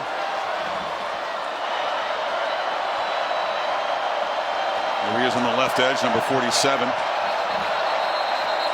Oh, there were 11 Clemson Tiger defenders close to the line on 3rd and 19, so they call a timeout. Chess match. And then eight guys within the box, all capable of blitzing.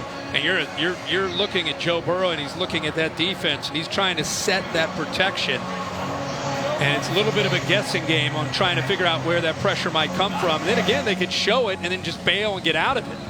And Nick Saban said in the pregame, he thought the key, which defense could affect the opposing quarterback the most. Both defenses have been successful. Nick will join Reese and Desmond. The Mercedes-Benz halftime report just 2:29 away. I think that was the key for everybody really coming in, is what can you do to slow down? You're looking at a quarterback in Joe Burrow, who's more than likely going to be the first pick overall this year, and Trevor Lawrence, who's going to be the first pick next year. Somebody better slow these guys down, right? Saban, of course, who won a championship in this building for LSU and against LSU and Alabama. Joe went over, put the headset on, probably talked to Joe Brady to get a feel here on 3rd down. Don't see that often in a timeout, too. No. It's only a 3-man rush, and Burrow launches downfield, and Marshall has interfered, and that's going to give LSU a 1st down. Darian Kendrick was beaten and got there very early. Remember, we talked about how they're going to show potentially pressure, and then they could come out of it.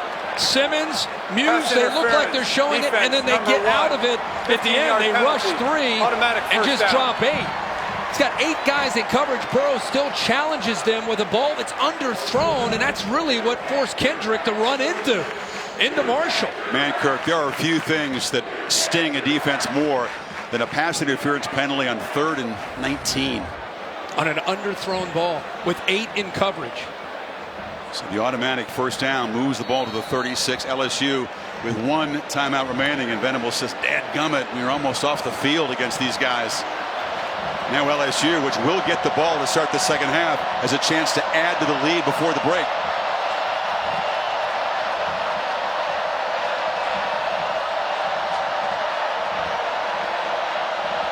Play clock running down. 3, 2.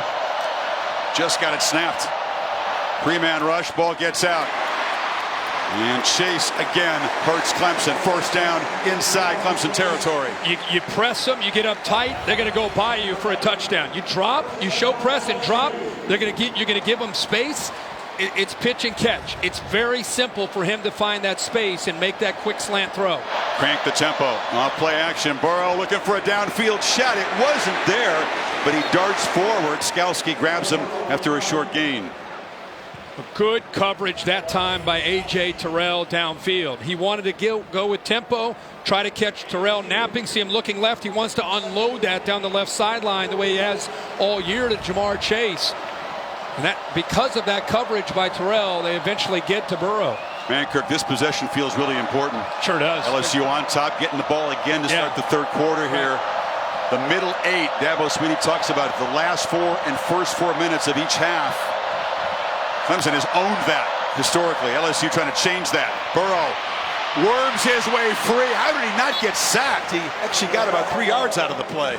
Well, the flexibility within this 3-1-7, you're guessing really where this pressure is coming from, and they're confusing the offensive line. Only problem is they're getting there, but they're not bringing Joe Burrow down. He gets positive yards instead of taking that deep sack, and now it's 3rd and 5 instead of 3rd and 9 or 10. More manageable, but they're still just 1 for 5 on 3rd down tonight.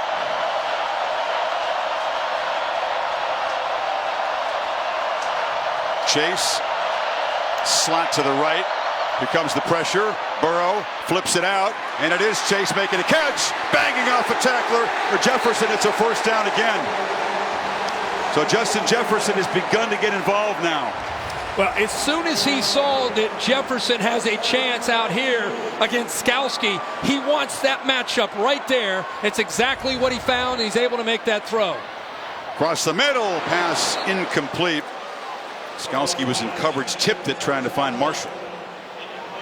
Skalski is a great linebacker, a leader, inspires his defense, helps set the tone. Having a big night tonight. They've been bringing him a lot on pressure, but when he's underneath in coverage, if there's space, that's what Burrow wants to try to exploit. 28 seconds. LSU still with the timeout. On 2nd and 10, Burrow does not want to take a sack at this position of the field. Just flips it way out of bounds. 3rd down now. And the 1 timeout with 21 seconds. This is not an offense that typically thinks, oh, let's settle for a field goal. Let's get it in the middle of the field. Until they have to settle for a field goal, they are attacking. That's been their trademark all year with this new offense that Steve Ensminger and Joe Brady have called. Don't be surprised, even on 3rd down, if they try to find a matchup and take a shot. If they settle for a field goal attempt, it would be from 52, which would equal the long of freshman Cade York. Play clock at 3. And LSU did not want to have to do it, but now, Kirk, they spend their final timeout. Burrow was taking too long to get things adjusted there. Yeah, he's mad too. I think he got mad that LSU, and it ended up being the head coach, Coach O, called a timeout. He was worried that the play clock, he couldn't afford another 5 yards here at the end, and you're trying to stay in field goal range. And Joe Burrow had a reaction as if, slammed the ball in his hands, as if he was frustrated with the sideline. I think Coach O was frustrated there too. I think he was. Yeah, he didn't really care for that response. They ended up using their last timeout, which is critical. I know they do a good job of getting the ball out, but Clemson's done a pretty good job of getting pressure and confusing the offensive line with the pre-snap to post-snap look. Burning that timeout certainly has to impact the play call. If they're stopped short of a first down, they would really have to hustle the field goal team out. Yeah. I mean, you're talking about getting a first down and hoping that the clock stops getting out of bounds, or as you said, being in hurry-up mode if they come up short and stay in bounds. The field goal team poised to run out unless Burrow can gain 10 yards here. So I think he takes a shot right here. Burrow takes off and gets in the clear. Gets a block. Makes a cut and is knocked out at the 5. That's gutsy without a timeout, but it works. It sure is. He followed the center's block. They clear out again to take advantage of his athletic ability. Nobody in the middle after that block by the center, Cushenberry. And boy, he can accelerate, between he and Lawrence. They're known for their ability to throw, but both can hurt you if you forget about their legs. A 29-yard run. Again, no timeouts, first and goal, 14 seconds. Burrow's got that internal clock. If he's throwing, it's out in less than 2.5. Here comes pressure. Gets it out quickly. Touchdown! Thaddeus Moss just standing still. And LSU stretches the lead before halftime. 95-yard touchdown drive. And Moss, one of his best buddies on the team. Well, they gave him just enough time to get that ball out. He took a shot by Skowski. You could see the grimace in pain. He paid the price for his 58th touchdown pass of the season. And Randy Moss, just a LSU fan, a proud dad tonight, but he's pumped up. Third touchdown of the season for Moss, and an 11-point LSU lead after they were down 10. And they get the ball, as you said, to start the second half. You can see the medics are checking out Joe Burrow. Here's the big run. Third down and 10. What are you going to go with? Look at the blocks downfield. He's pointing, trying to get it one more block to try to get into the end zone, and wisely steps out of bounds. And then this is a great call. Once they get inside the red zone, a heck of a call by the LSU Brain Trust. They found a matchup. He recognizes blitz right here on the inside. And what a great job by Moss of, instead of taking that into the corner, he settles down to give Burrow, who just gets it off, a chance to throw it into that hole in the zone. He's got the flak jacket, but Skowski is the hardest hitter in this defense. His dad, who was a linebacker, told him, son, when you hit another player, you make them feel you. And he does. Sure did. Yeah. Burrow. What a route by Moss. You couldn't see it there, Chris, but he was going to go into the corner, recognize that Kendrick was in zone, and just settle down. Great recognition by the tight end. So LSU, a 21-point run. They've scored touchdowns on their last 3 possessions. This gives you a really good feel and a look for this. Instead of continuing out here, he just settles. He sees that, settles, and Joe Burrow saw the same thing. That's what you have when you have two best friends. They see the same thing, and instead of throwing that into the corner, he runs the right route, and Joe Burrow puts it right on the money. And now Cole Brennan has been caught. Burrow with 3 touchdown passes in the first half. Not quite the 7 that he had in the first half against Oklahoma, but new FBS record, and you'd like his chances of owning it outright before this one is done. So Trevor Lawrence, a kneel down. Clemson's defense was so dominant early. You think we're doing a great job on Joe Burrow. He's thrown for 270. He's run for 55, and the lead is 11. 28 points, 359 yards, tracking towards over 700 yards of offense, and 56 points. Well, how would LSU respond? Well, they have answered strongly. And here's Ed Orgeron with Tom Rinaldi. Ed, from down double digits first time this season to up double digits, what changed? Great game. We had some bad field position at the beginning. When we started clicking on offense, we figured out what they're going to do. Now we move into football. We had some critical stops with our defense. This is a heck of a football game. How do you build on this momentum? We get the ball in the second half. We got to go down the field and we got to score. We got to stop them. We got to keep on playing for 60 minutes. We knew it was going to be like this in the championship game. Appreciate it, Ed. Go Tigers. Let's go to Maria. Thanks, Tom. Well, Coach, LSU with the score going into halftime, what would be the key to containing the Tigers coming back out of the locker room? Well, first of all, really sloppy finish there. 3rd and 19, and we get a bad PI. Just not playing smart right now. They've made, listen, they're going to make some plays. A couple of throws to number 1 were just great plays. They got great players. We had pretty good position, you know, but just the dumb stuff, man. Really disappointed in how we finished, and especially right there on the 3rd and 19. We just got to play smarter, you know, and then we didn't play. I thought we had 2 bad possessions offensively. So get in here, let's settle down. It's a long time. This is going to be a battle in the second half. We've got 2 great teams, and you know, right now they're up. See how we can finish. Thanks, Coach. You got it. There's emergency because Clemson's defense is going to be on the field trying to avoid this lead from getting any larger. LSU 269 yards of offense in the second quarter. Bayou Bengals up by 11 at halftime. Coming up next, the Mercedes-Benz halftime report.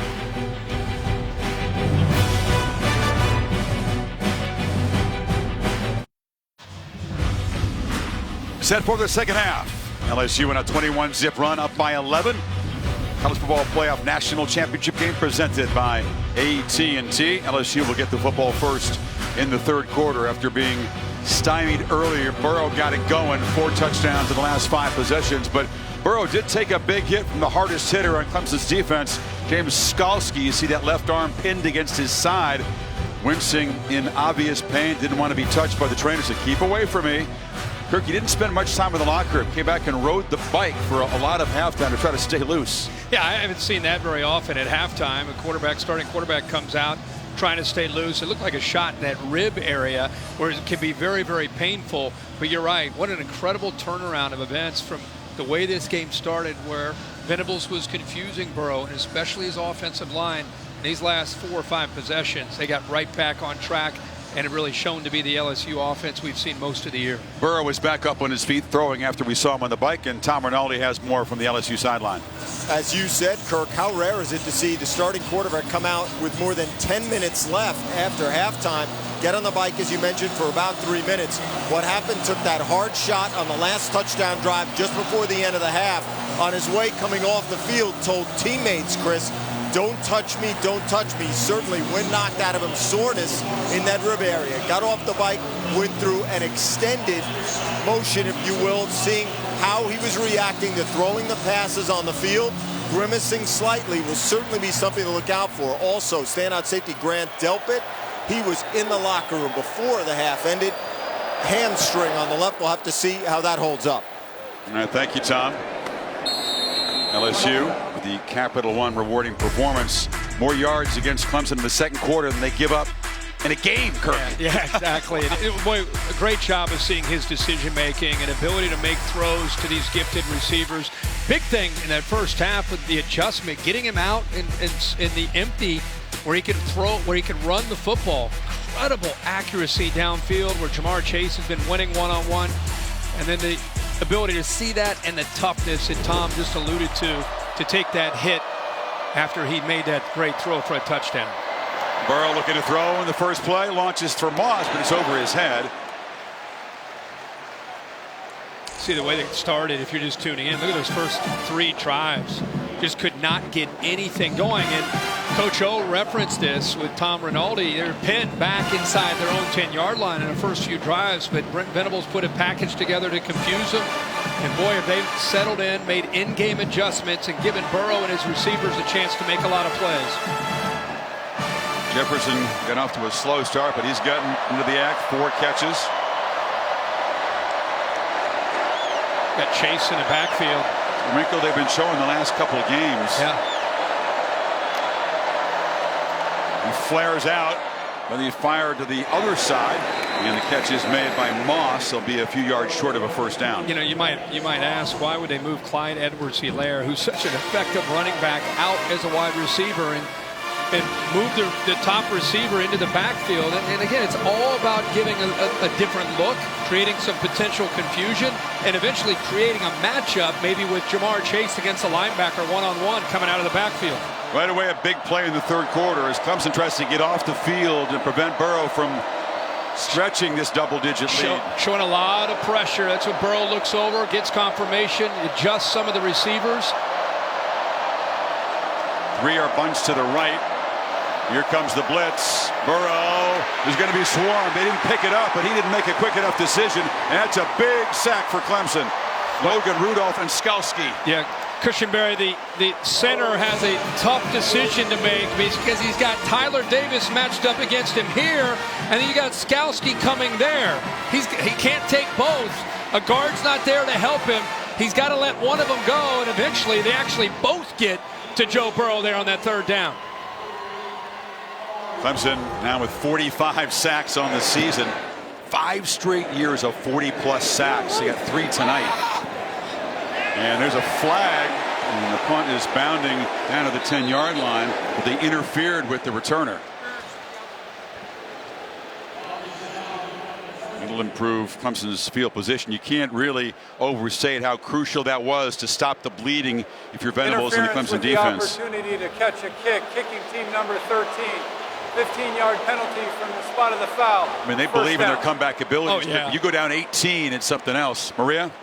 Well, Chris, Dabo Swinney saying coming out of the locker room, his message was simple to his team, that we've been here before. Remember, it was just a game ago that they were down by 16 against Ohio State. He reminded them that it's a 60-minute game, so just continue to play and make the plays that are your job. And that's the plan Clemson has coming out of the locker room, guys. Well, thank you, Maria. That's a costly penalty on Jontre Kirkland, the backup receiver on special teams, because Lawrence takes over exactly at midfield. And Etienne tries the left side with only about a 2-yard gain. You know, Clemson typically makes great adjustments at halftime. In fact, if you look at the last 3 playoff games that Clemson has played in, they've only allowed the 7 points.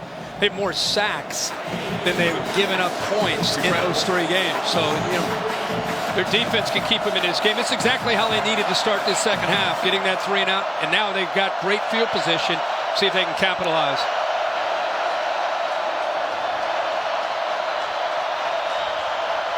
Lawrence making the adjustments on 2nd and 8. There's a matchup he could win.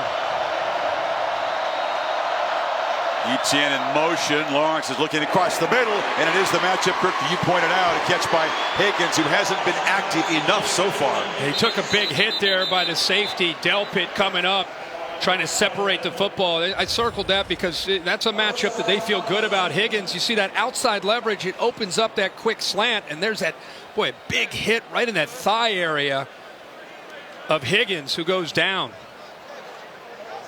Delpit, who is an accomplished center fielder, but has played closer to the line of scrimmage to make impact plays like that this season.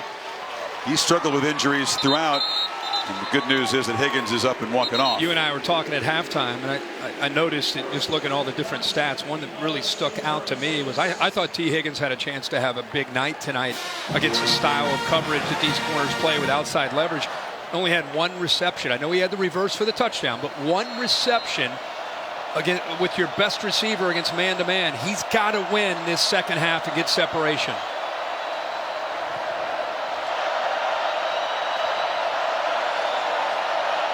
Plenty of time on 1st down.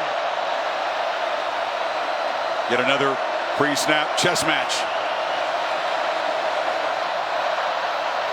Lawrence, and they pick up the pressure. Tries to scramble free. They grab his face mask. It'll be an LSU penalty. He's going to be knocked down at the 30, and then it'll move to 15 yards closer to the goal line. Chason grabbed the mask. Yeah, Chason trying to, how about the protection by that offensive line? It was very good coverage downfield. Chason just trying to get his arm to try to affect Trevor Lawrence, and clearly grabs a hold of that face mask. Face mask, defense number 18. 15-yard penalty added to the end of the run. Automatic 1st down. So 2 crucial penalties by LSU. 1 interfering with the punt returner, and now that personal foul. Clemson could have asked for a better start in the 3rd quarter. There are a lot of people that have watched LSU this year and watched the way that first half ended and thought, wow, they scored at the end of the first half. They're going to get the ball to start the second half. There's a chance they go up 35-17. That's a big hole to try to come back on against Joe Burrow. They get a 3 and out. Now, inside the red zone, they've got to score a touchdown here to get it to 28-24. Etienne. Powerful run down inside the 10. Ran into Patrick Queen, the linebacker. I love watching him run. Came in as a freshman from the state of Louisiana. I think all of us that watched him that first year said, wow, look at his acceleration. This guy, his first 2 or 3 steps can go by people.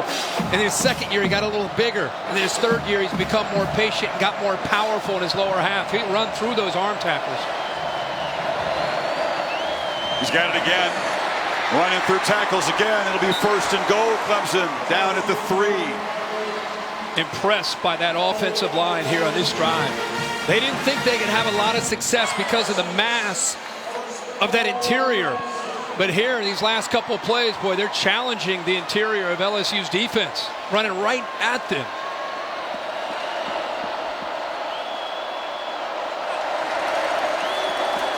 Etienne again. Muscles. Touchdown, Clemson. And they slice into the lead. A perfect start to the second half for the Tigers. You're a Clemson fan. That's exactly what you wanted to see. The Clemson offense looks like it's going to maybe stay on the field. Let's make sure he got in, broke the plane before he touched his knee touch. Looked like he definitely got across. They're putting the ball in the left hash.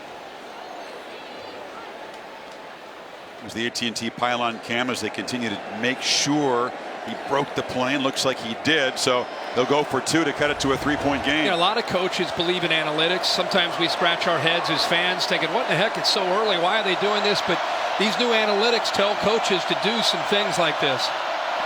Lawrence ducks under pressure, delivers, caught. Amari Rogers has got it. And that's their first successful 2-point conversion. And it is suddenly a 3-point game. 50-yard drive after the penalty and the punt in 6 plays, 237. Impressive. In the locker room, hoping that the defense, I'm sure, is able to get a stop. They do. They get the ball back to Trevor Lawrence with that great field position. Offensive line, quarterback, receivers, and the back, Etienne. A perfect first drive for Clemson.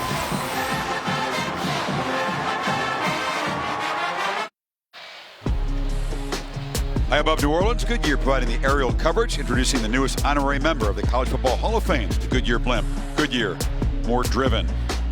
And coming up, don't miss an exclusive look at Marvel Studios' new movie, Black Widow, due in May. And this has changed, Kirk, the complexion here. I think the LSU faithful with that big lead, their offense is rolling, thought, we got this. Yeah. But all of a sudden, Clemson, the comeback kings 2 weeks ago against Ohio State, have drawn within 3. 2 major penalties by LSU aiding that last drive, of course. How about Joe Burrow with Joe Brady? Look at all these quarterbacks that they've gone up against, just knocking them out, dodgeball style. Tua fell down. Yeah, one after another. Hurts. One guy left. They haven't knocked over Lawrence yet, that's for sure. Dodgeball star Vince Vaughn is in the house. He's kind of adopted LSU. He was there at the SEC championship Sure game. has. Big college football fan. Tiger sideline. Burrow back to work now. The lead suddenly just 3.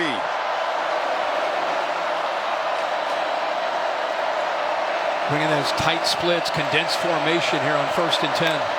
All 22 guys close to each other. Burrow flushed again. Sacked for a 4th time. Isaiah Simmons got him. When you bring in tight receivers, look how many bodies you have inside this area right here. That's a lot of different guys that potentially can blitz. They bring Tanner Muse. Isaiah Simmons is the one who eventually gets home. When they brought him off the edge, he's been able to get there, and he has great feel as a safety of not just when to blitz, but just that instincts to get to the quarterback. 2nd and 15. Great part about the spread is it makes it easier to identify where the pressure's coming from. I wonder if Brady's going to shelve, Kirk, that bunch formation. Yeah, and again, this 3-man front gives Brent Venables a lot of different looks. Chase off and running again. They get a big chunk of yardage, beating Kendrick and setting up a 3rd and short now. Well, Kendrick ends up backing out and creating space. And again, to me, that's the disaster.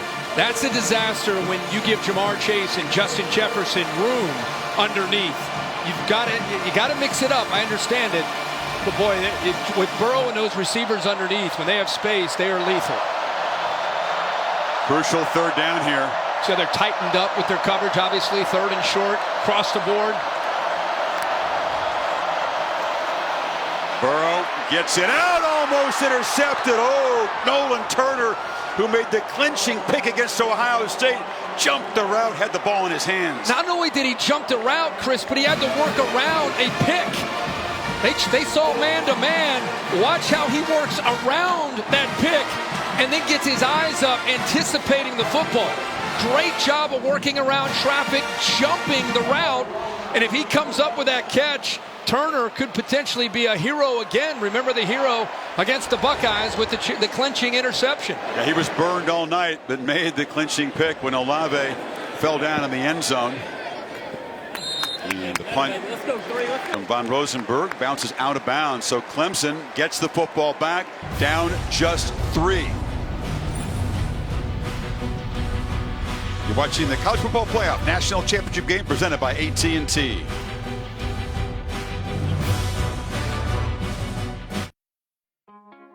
The College Football Playoff National Championship game, presented by AT&T, is brought to you by Ice Cold Dr. Pepper, the official drink of Fansville, Capital One, what's in your wallet, and the Nachos Party Pack from Taco Bell.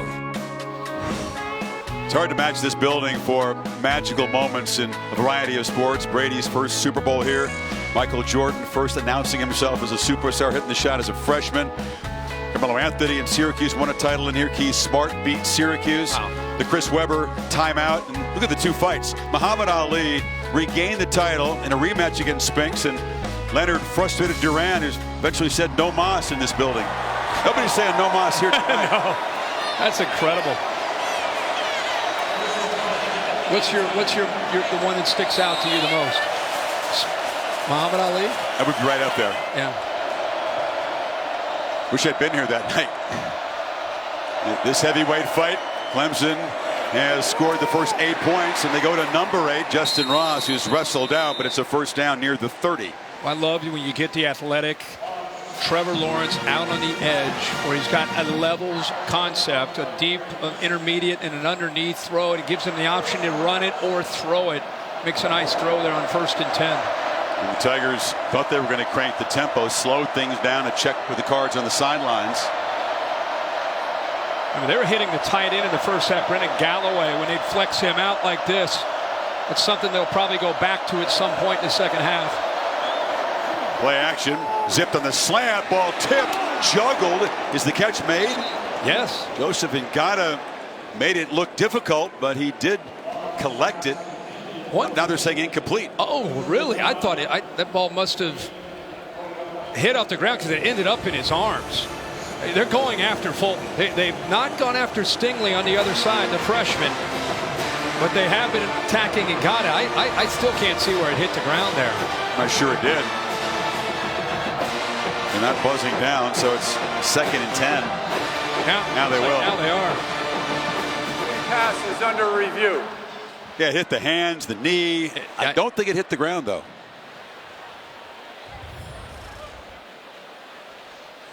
See the umpire trying to look around bodies to get a closer look. Why? Oh, it did. There it is.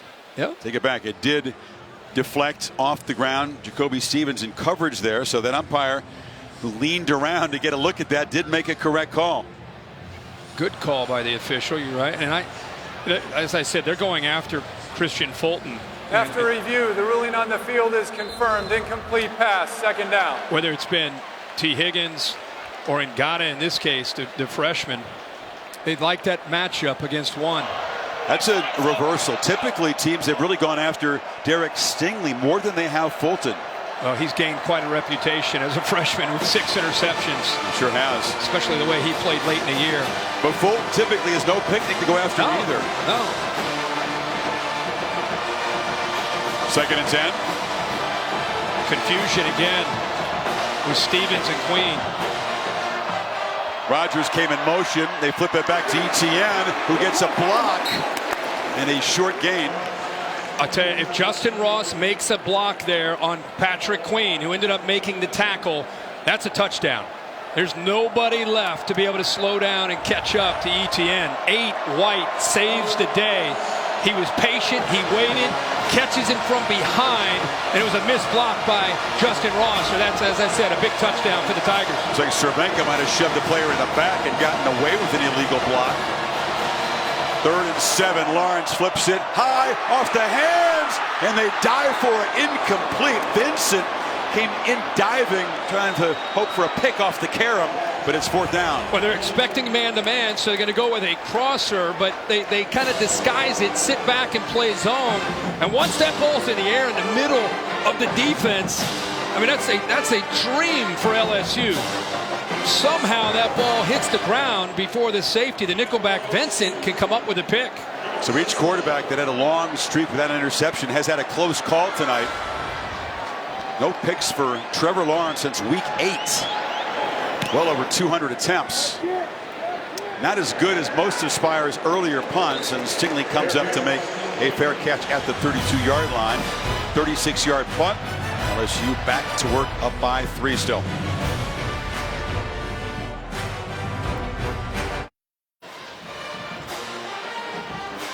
Well, the first half began with Joe Burrow and LSU going 3 and out twice. That's exactly the way the second half has began. Yeah, and Clemson's really cranked up the pressure, being more aggressive, trying to get to Joe Burrow before he can get them, especially with throws downfield. And Joe's looked a little irritated coming off the field. You know, we mentioned how he was on a bike at halftime, and he's showing a little bit of frustration, not quite looking the same as of right now coming into this drive. Wonder if the pain from that shot that he took from Skalski is playing a part in that. He's been sacked 4 times now and hit a bunch. Hesitation. And Burrow, if he is hurting, doesn't show it there as he picks up 10 with the scamper. Tom? Kirk, I do think you pick up on something, whether it's irritation or, as Chris suggested, pain. You could certainly see that Joe Burrow's gone down a little more readily. I know it's been the teeth of the rush, but he has not played. That run is by far the most demonstrative thing he's done in this half. Play action, launching downfield. One more time to Chase. It was over his head.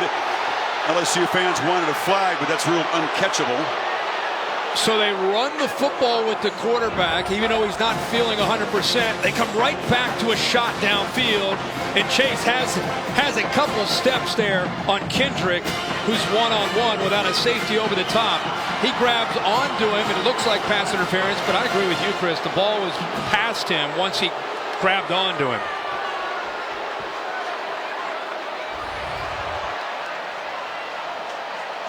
So 2nd and 10. There's Skalski lurking, moving around right behind the nose tackle. Got to hurry. And once again, the movement of Venables' defense causing some hesitation and confusion, and that cost them 5 yards. T. Higgins going into the locker room. Remember, he took that shot, looked like in the thigh area, going into their locker room to check him out. I'm with you, Chris, that all that movement by Skalski, other guys looking over, LSU looking over to get the check. There's a lot going on for both sides, and cost him 5 yards. Every defensive coach in the SEC said the same thing. You better change it up. Give him different looks. High formation defense and an option straight run from Burrow, showing that the play callers aren't terribly concerned about the quarterback's health. Not much of a gain there. It'll be 3rd and long. On the opening segment of tonight's game, I said that Joe Burrow plays quarterback like a middle linebacker. You know, he was a 2-star recruit, not heavily recruited. He said he played defense, safety most of his younger career. So he doesn't mind the physicality, and even though he's hurting, he's not going to back down. He's the first offensive guy in the family. His dad and older brothers were both defensive players at Nebraska. Here we go. See how they try to get pressure.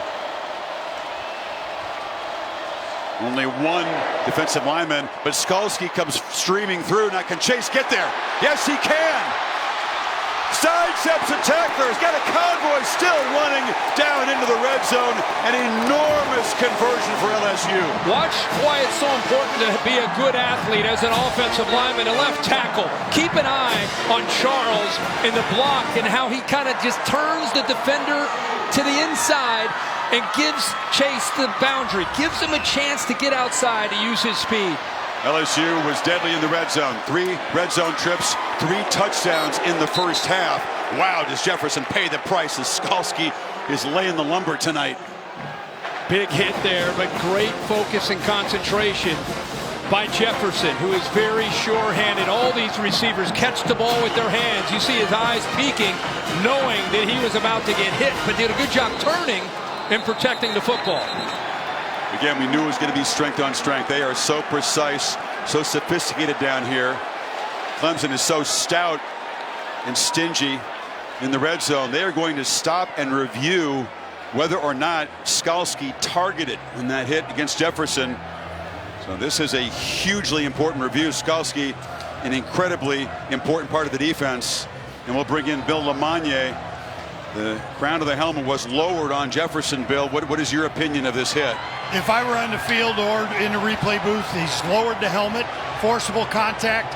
It's crown of the helmet. This is a targeting call. That's exactly what we saw with Ohio State against Clemson when Shaun Wade lowered his head and used the crown of his helmet.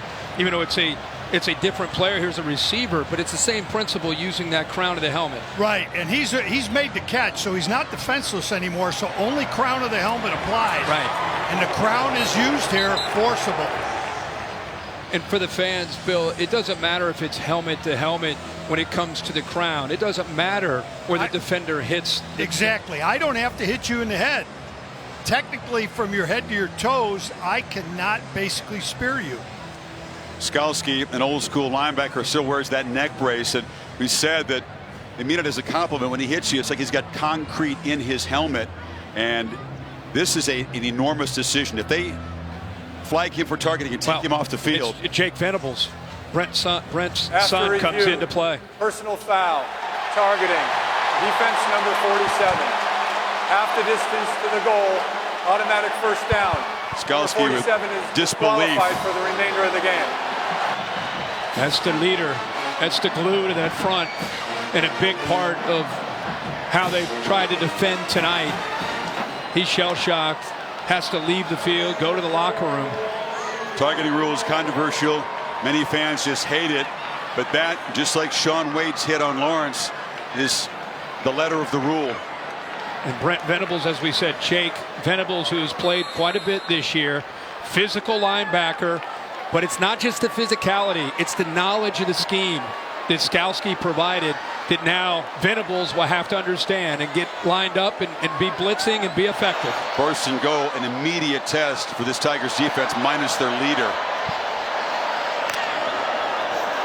Burrow backpedals, flips it far side, catch made. Moss. Is he in? No signal. Touchdown for a second time. The tight end has found the end zone. And momentum swings back to the purple and gold. Now, Jamar Chase did a good job. You got to be careful on these picks. You got to make it look like you're running around. Does a nice job of getting in the way of Kendrick to open up that flat for the tight end, Moss. And Thaddeus Moss equals his season total of touchdowns of 2 with 2 tonight. Is his foot out of bounds before that ball broke the plane? They'll have to look on their quad box at 2 different replays and coordinate it. Here is the foot out. Ball, difficult to say. Bill, what is your take after seeing both of these angles? Before the foot's down, I've got the ball breaking the plane of the goal line. We have a touchdown. You've got Skalski heading to the locker room. Boy, what an enormous last 2 minutes of this game. That's what Bill was referring to before he steps out. The ball's extended. Does it break the plane? There's a look from the AT&T pylon cam. Ruling You'll see of the foot touchdown there. is under review. Pylon cam got wiped out by 2 players there. There's the foot out. Difficult to say with certainty, so unless they can find irrefutable evidence that that wasn't a touchdown, that call would stand.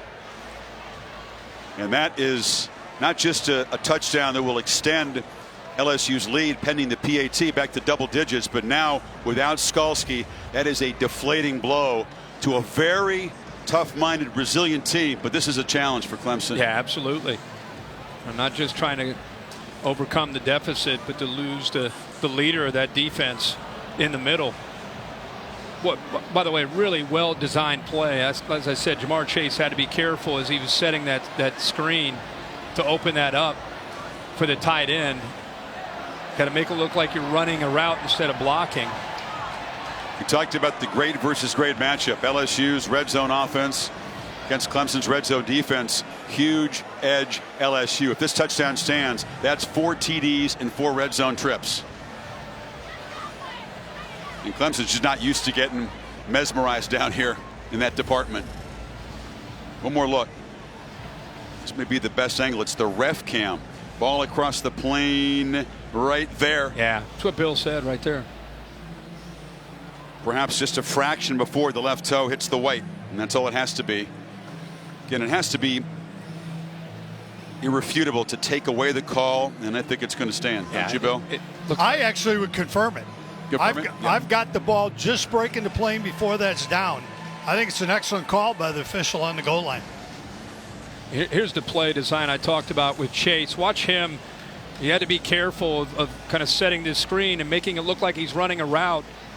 Does a good enough job, even though his arms extended. They got away with it and freed up Moss to get to that corner. After review, the ruling of a touchdown stands as called. So Burrow with his 4th touchdown pass tonight, his second to his good buddy Moss, now has the FBS single season touchdown record all to himself. He had shared it momentarily with Colt Brennan and LSU. Chance to go back up by 10 with York on for the PAT. 43-yard screen to Chase. Kirk once again #1 with a huge impact play to spark a touchdown drive.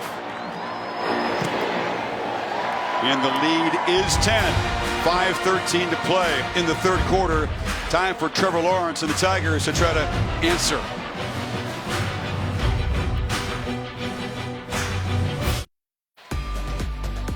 Goodyear providing the aerial coverage. Best part of every kickoff is the drive that comes next. Go further with Goodyear. More driven. Right next door to the Superdome is the Smoothie King Center, home of the Pelicans, and they'll host the Clippers at 3:30 Eastern Time Saturday on ABC, trying to get Zion Williamson back and healthy.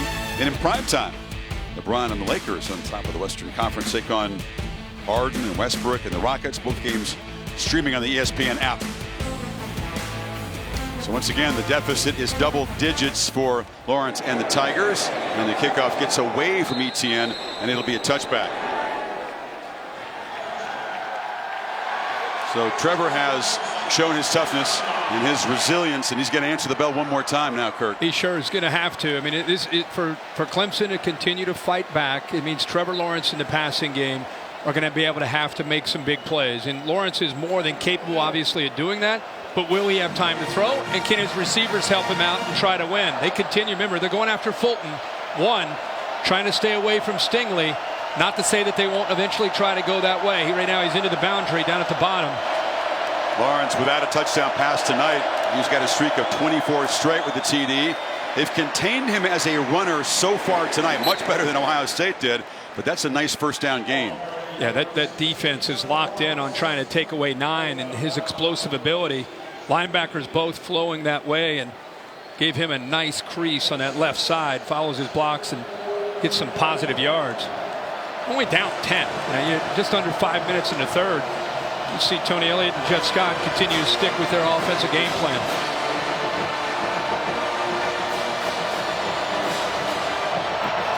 Pressure is picked up. Lawrence gets it out, and it's intercepted. Christian Fulton. There's a flag down after the interception. That would be the first pick for Lawrence in a long time if it stands, but it's going to come back. And that official from the back end called that. He had the better view. Fulton, who's been picked on this time, got inside and tried to jump the route by Justin Ross. Where's your run in disbelief? Defense #1, 15-yard penalty, automatic first down. Dave Aranda and his defense now will have to dig deep here. Another penalty has set up Clemson near midfield. And he's got his left hand there. He just grabbed onto the shoulder as Ross made his cut to the post. He went to the inside. Tough to see there but he had his hand on him, which was fine. But when he made his move to the inside, he clinched and grabbed onto the jersey, and that's the look that the official had. You can grab the jersey as long as you don't turn or impede the receiver. In the official judgment, that happened. Not popular with the LSU fans. Play action. Launching downfield for Ross, who's just too tightly covered. How about it's pressured? Stingley was in coverage there. How about the coverage by Stingley? It's almost like that side of the field is shut down. And Justin Ross is an elite receiver. And what I love about Stingley as a young corner, in the college game especially, is he played receiver in high school. He has those instincts, and as soon as that receiver starts to peek up with his eyes, that's when Stingley starts to peek up himself. But they're stride for stride in phase. 2nd and 10. Lawrence is pressured. Etienne. Actually, just a false start as a flag before the snap. Prior to the snap, false start. Offense, number 73. 5-yard penalty. Still 2nd down. Cerebral right tackle is senior Tremaine Ankrum. Guilty. Stingley, who led the SEC, 6 interceptions, one of the best in the country, a remarkable true freshman season. Only freshman to make the AP first team All-American list. T. Higgins remains in the locker room for Clemson. 1st and 15, late pressure, completion Etienne, and it is blown up by Patrick Queen. A loss after the catch of 1. He saw this the entire time. He's here, he works to the inside, but he's got his eyes exactly where they need to be on Etienne. Has him on lockdown. Didn't hesitate at all. You know, he's so twitchy, has such suddenness at that inside linebacker spot. He's almost like a safety playing there. Great in coverage, shows it there. Clemson, which has converted just 1 of 8 third downs tonight, leads 16 here. LSU giving a big cushion. Chase on pressuring the quarterback enough to force the high throw, and it's 4th down. That's exactly right. He didn't get there, but from the blind side of a quarterback, he affected him. He's had success at getting around Carmen, the left tackle, and I think it hurried him, made him uncomfortable. And as a rush in, coming off the edge there, that's all you have to do. You don't always have to get there and get the sack. That's his 10th overthrow because of the pressure that LSU's been able to get on him. Spire is punting again, and Stingley comes up, makes the catch, and is hit immediately. He thought he might create a big return, but knocked down there. You know, there's a difference between these 2 quarterbacks who are both superb, Kirk, in almost every situational category. There is a difference under pressure. Yes. Lawrence is under 50% while pressured, which is not bad. Burrow has been exceptional. But it speaks volumes to me of where Joe Burrow is as a 5th-year guy. Trevor, as beautiful as he is at 6'6", 220, is still growing in that capacity. And that's why next year will be so good for him to continue to grow. This is a big series in this football game with LSU up 10. Edwards-Helaire not next to the quarterback. It's Chris Curry who filled in for Edwards-Helaire when his hamstring hurt in that semifinal game and ran with great energy.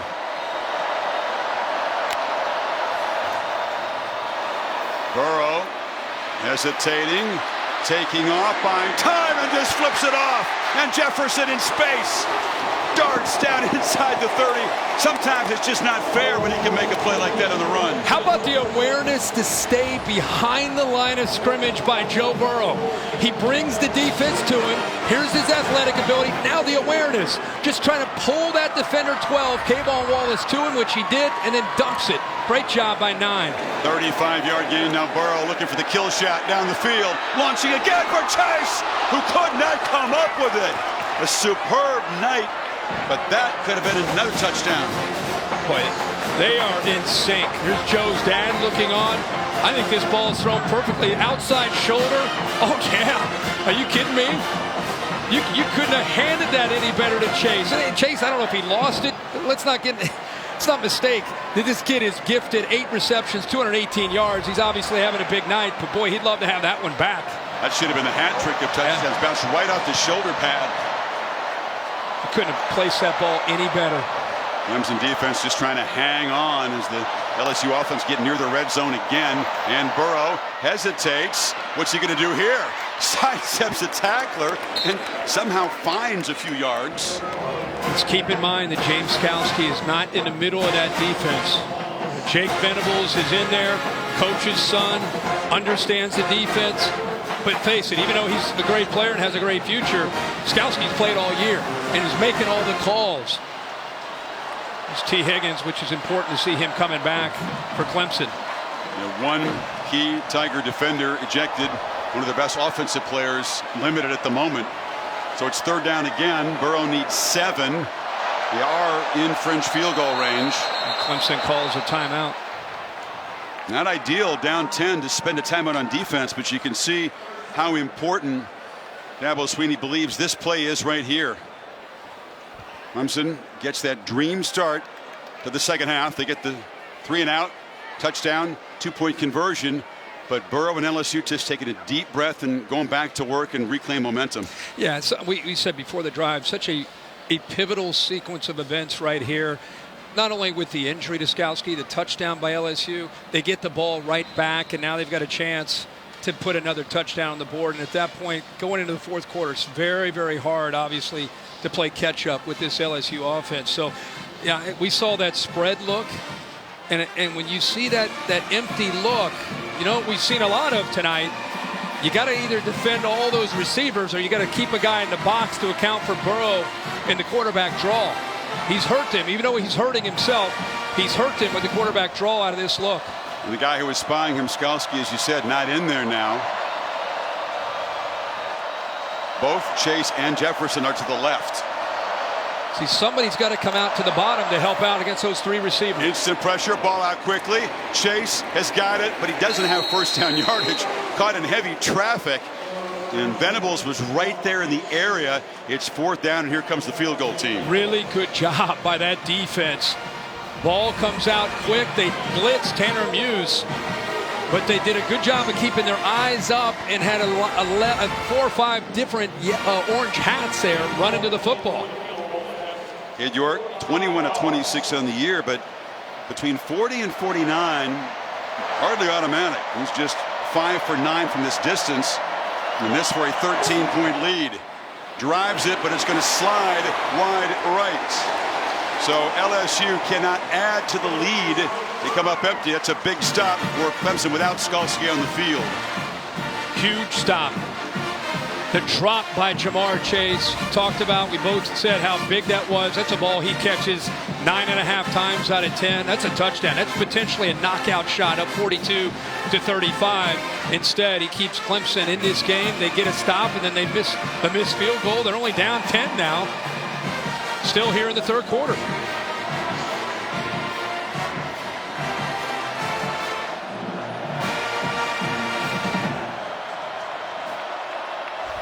Coach O knows that they let a great chance get away to stretch the lead and really put this Clemson offense on the ropes late third quarter.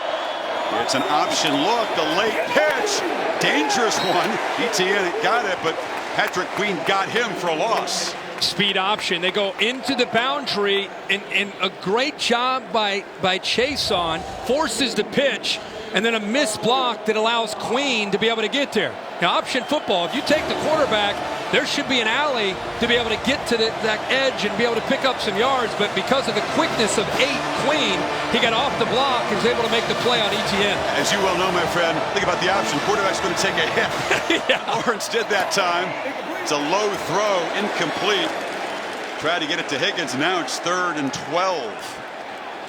Now, there wasn't much of an opportunity there, obviously, after the catch. But T. Higgins, who's battling through some pain, you got to show mental toughness. You got to fight through the pain. You got to come up with catches like that, pick up 6 yards, 7 yards, give yourself a chance to make it more like a 3rd and 4 or 5. Now 3rd and 12. Higgins in the slot to the right. Here comes the pressure. Lawrence backpedals, delivers a throw over the head of Ross. That was a tough throw into coverage, and it's 4th down. Yeah, he did a good job of kind of sliding away from the protection, but I got to give all the LSU secondary some credit. These Clemson receivers are not getting off of this coverage. I mean, it's tight coverage and long, tough throws by Trevor Lawrence. I mean, that's not easy execution there. And it's a good job by that secondary. Got Justin Jefferson, not Stingley, back to return this punt.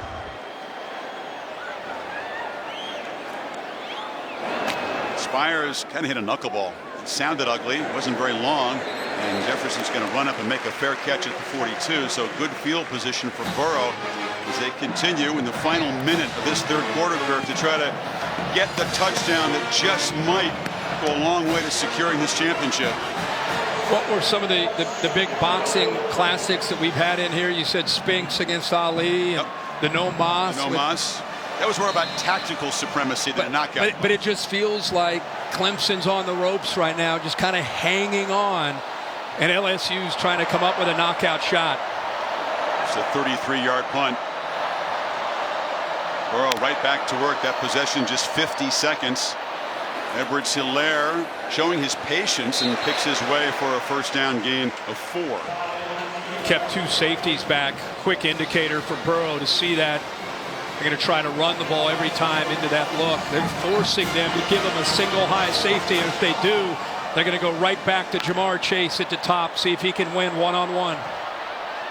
Edwards-Helaire, meanwhile, has been kept in check very well by this Clemson defense. The star tailback rushing for just 39 yards. He got a couple catches. Burrow from the pocket, flips it short on cue. Edwards-Helaire makes the catch, and he fights for everything. He's not interested in going out of bounds. No, he'll never go out of bounds. You've been it for so long, right? Yeah. You know, we're kind of sensing that they want to try to give him the ball. It looks like a flag came in late on that play. 73, that McGee looked like he got in and pushed somebody late. Might have got Isaiah Simmons. It would be a mental mistake that would drive Orgeron crazy. Again, the importance of this possession, trying to stretch the lead. It moved the ball to the Clemson 37. After the play ended, personal foul, offense, number 73, 15-yard penalty. It remains 1st and 10. The senior has been battling an ankle injury, healthy enough to go, but an absolutely senseless play at the end as he comes and hits Simmons. Well, number one, you appreciate the effort. Anytime linemen are downfield, they're 320 pounds. You love to see the intensity. You just got to be mentally sharper. You got to have some awareness to you. You can't make a bonehead mistake like that late in this game, especially when you have Clemson on the ropes. A dead ball. It's still a first down, but the ball back in LSU territory. So LSU 15 minutes away if they can protect this lead from capping a 15-0 season. 35-25.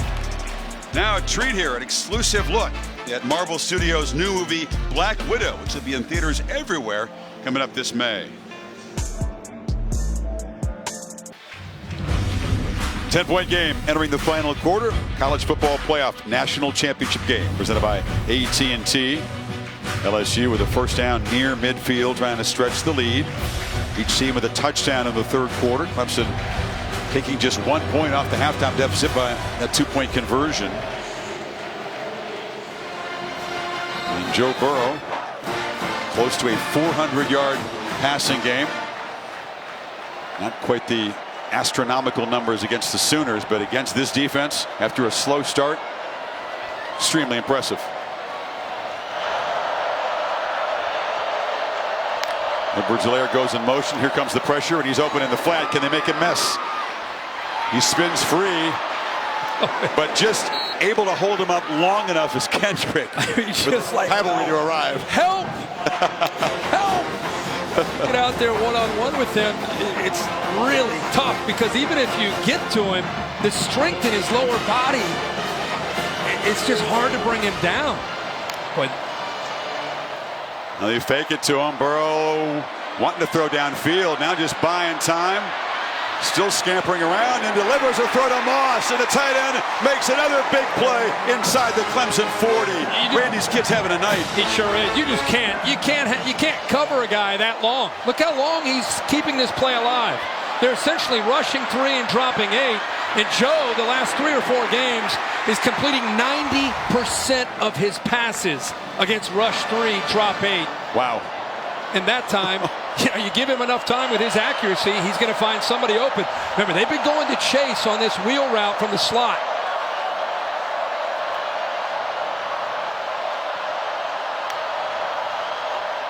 Try to bring pressure again. Slant. Jefferson. Catch.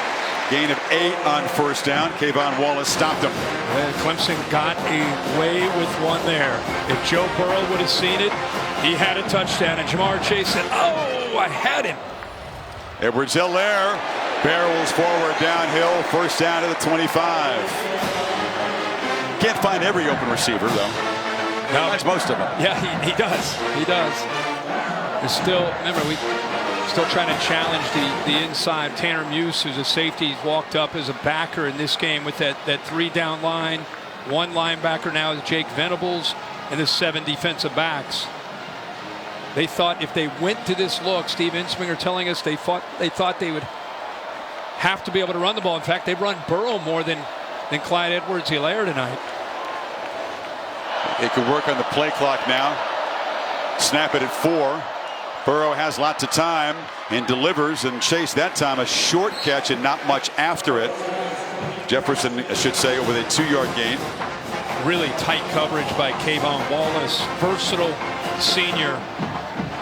If you look at this secondary, because to defend this offense, you need Kendrick as a corner, A.J. Terrell as a corner, and their 3rd best cover guy is a safety, 12. Kayvon Wallace, who has to hold up there many plays against Justin Jefferson. He's on him again. Kirk off to the left. Chase left outside of the formation on 2nd and 9. They're bringing it. Burrow's got time. Launching for the end zone. Jump ball. Touchdown. Terrence Marshall. And Burrow believes that was a crucial play to stretch the lead. You can see by their reaction. Dropped a dime again. He's gonna find that matchup, and Marshall, who hasn't had many chances, they've been going to Jamar Chase. We just circled saying that he can come from that spot. This time it's Marshall at 6'4". He puts it up, adjusts back to the ball, and Kendrick just never had a chance on the play. Marshall, a big, tall, 6'4" receiver, was sometimes forgotten, but the success of Chase and Jefferson makes his 13th touchdown reception. You saw Burrow's parents, Jimmy and Robin, celebrating. LSU getting closer to a championship, up by 17 total weight to play.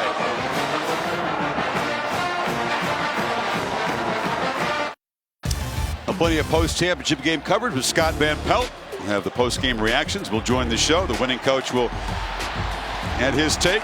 And the first look at the odds for next season after the game on ESPN, also the ESPN app. They're playing the Garth Brooks Classic, the Saturday at Tiger Stadium, calling Baton Rouge. Sweet Baton Rouge.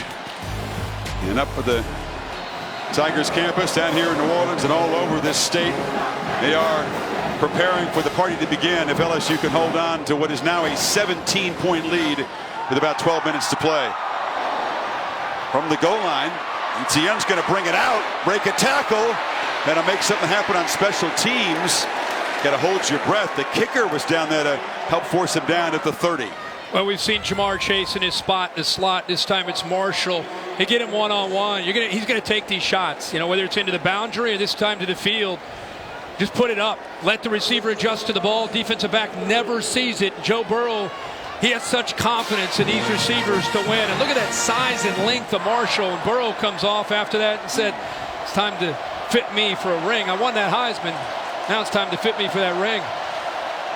He does not lack confidence, and his confidence is even growing now. 442 yards, 5 touchdown passes. Lawrence, desperate to answer, delivers a high throw. Kirk, he's just been off target a lot tonight. That was over Justin Ross again. Yeah, he just seems a bit out of sorts, and I think LSU deserves some credit for that, because even when they've not been able to necessarily flush him out of the pocket, even when he's been in the pocket, I think he has felt some pressure. He now has 13 throws that have been overthrown to his receivers. 2nd and 10. Sometimes when you try to put so much on it, the ball will sail on you. Play action, another long throw. Catch made by Ross, who scoots out of bounds. They'll move the sticks out across the 40. There's still plenty of time. Yeah, plenty of time, and you can see by the energy of Trevor Lawrence, and after that completion and first down, even he's thinking about the clock. There's an awareness there. They got to go some form of their own kind of tempo, but where they're not breakneck speed, where they're just out of control. You start to do the math and figure the possessions. Can Clemson score 17? Sure, but really can't afford to allow LSU anything on offense. Lawrence rolls. They pick up the pressure, and again, the throw is low, and a flag comes in. Vincent was covering Rodgers and grabbed him.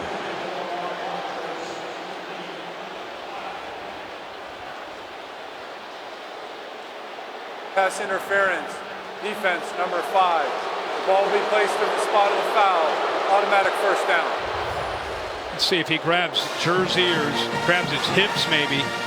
Hey, grab the arm, the left arm. Grab the hold of it.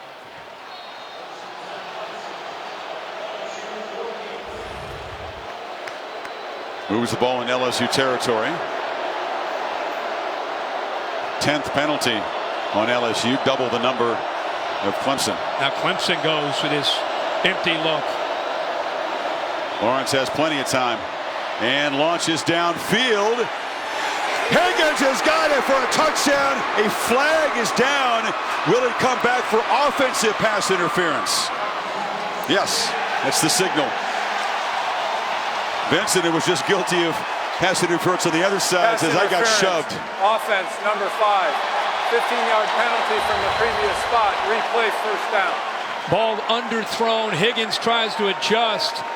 There's a push and shove back and forth. They feel that that's on Higgins. It grabs a hold. Higgins grabs a hold of the jersey first. He grabbed a hold to give himself momentum to try to work back to the ball, and I think that's what they caught him for. Clemson fans turn to boo. That takes a touchdown off the board and moves the ball all the way back to the Clemson 37-yard line. Bill? I agree with you guys. There should have been a grab there for the defensive on the defense there. He responded back. There was some separation, but that was caused totally by the defensive grab. Okay. So in Bill's view, that should have been a touchdown reception for Higgins, an enormous call. Pac-12 crew was under some scrutiny coming in because of the difficulties of officiating in that conference. Those kinds of pass interference calls are always judgment, and I don't think they're called the same conference to conference, frankly. And Bill, see, to me initially you see that, to me, the pull of that jersey and then the reaction from 5, Vincent. See, there's the initial pull, and he pulls back. How do you separate that when they both are interfering like that? You look to see who gains the advantage. Okay. You know, if I gain no advantage from it, I haven't done anything. 2nd and 25. Lawrence flushed, and he'll be knocked down right near the line of scrimmage by Patrick Queen. Len Logan also imposed himself in that play. Patrick Queen's been all over the field. He has had a great game in the middle of that LSU defense against the run. They blitzed him at times. He's been out in space. He's played man-to-man.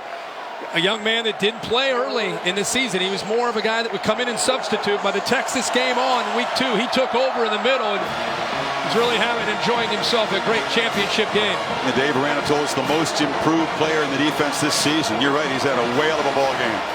They need 26 on 3rd down. Lawrence escapes and bounces a throw, trying to get it across the middle to Ross, who's been frustrated tonight. Just out of sorts, man. Throwing the football is so much about a rhythm, a balance, and I know he's got pressure, but if you look in the middle of that field, you got to give him a shot. Give him a shot to make that play, and he just has not been accurate tonight throwing the ball. If you think, Kirk, about last year's championship game when he completely outplayed Tua Tagovailoa, everything went right. Yeah. Despite feeling awful, Lawrence played beautifully. A year later, a totally different story. 17 of 36, still hasn't thrown a touchdown pass. It's the 4th straight punt for this Clemson offense. They thought they had momentum after scoring quickly in the 3rd quarter. You're watching the College Football Playoff National Championship presented by AT&T.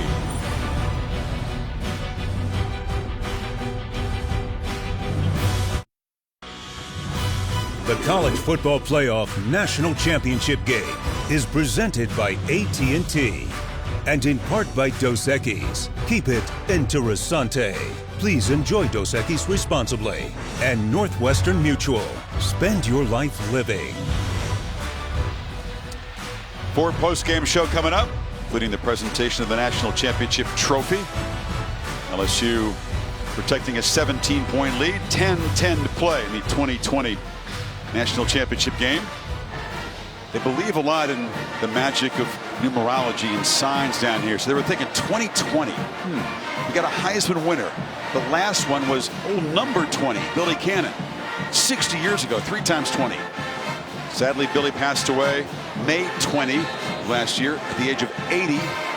4 times 20. Are you with me? Yeah, well, Burrow preseason 200-1 to win the Heisman. 10 times 20 Wow. Good stuff. They believe in that stuff down here. Yeah. Right now, it all adds up. It all adds up. LSU just trying to avoid the turnover, the kind of play that could turn momentum. Edwards-Helaire, who flat out just doesn't fumble, bumped into a blocker who kind of shoved him forward. It's a nice gain. Oh, the Sugar Bowl back in 1959, New Year's Day. There's Billy Cannon on the halfback pass. The only points of the game comes from the halfback. There were 6 completed passes combined. They run the old T formation. Clemson wore blue uniforms that game. That's a throwback there. Only perfect season for LSU football until perhaps this season. They'd already won the national championship before that win over Clemson. They voted before the bowls back in those days. Edwards-Helaire muscling. It'll be right near the marker at the 20. Yeah, looking down at these stats, you see that Joe Burrow has 442 yards passing with 5 touchdowns. And you go back to the way this game started. The key to the game was not so much could Clemson cover, because it's tough to cover these 5 receivers if you include the tight end in the back. It was, could they confuse the offensive line, and could they affect Joe Burrow? Could they blitz him? Could they confuse him? They did early, but as the game has gone on, give credit to LSU for making the adjustments, because once he's had time, Clemson has not been able to hold up on the back end. That was a spectacular second quarter. And now, with the clock running down, Coach not quite as quick as Dabo, but he showed a good 4-step burst to get the timeout call. Right? Yeah, he's a lineman. Take a break with him. 8:51 to play. 17-point game.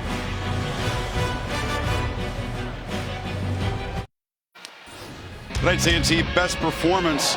Burrow, who broke records for his Heisman winning margin, has shattered a bunch more tonight. That's the first touchdown.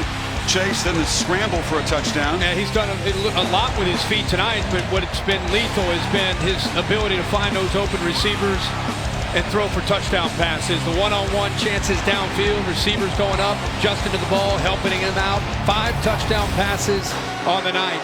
And of course, he ran for one, as you just saw. Trying to work the clock.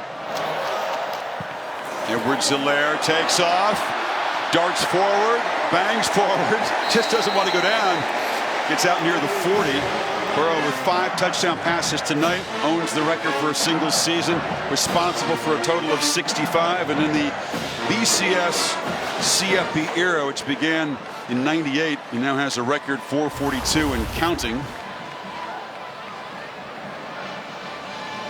This LSU offense that had combined for 110 points in its last 2 games against Georgia and Oklahoma, now going to play 3 top 5 teams, and it's 152 points and counting in those 3 games, and over 1,300 passing yards.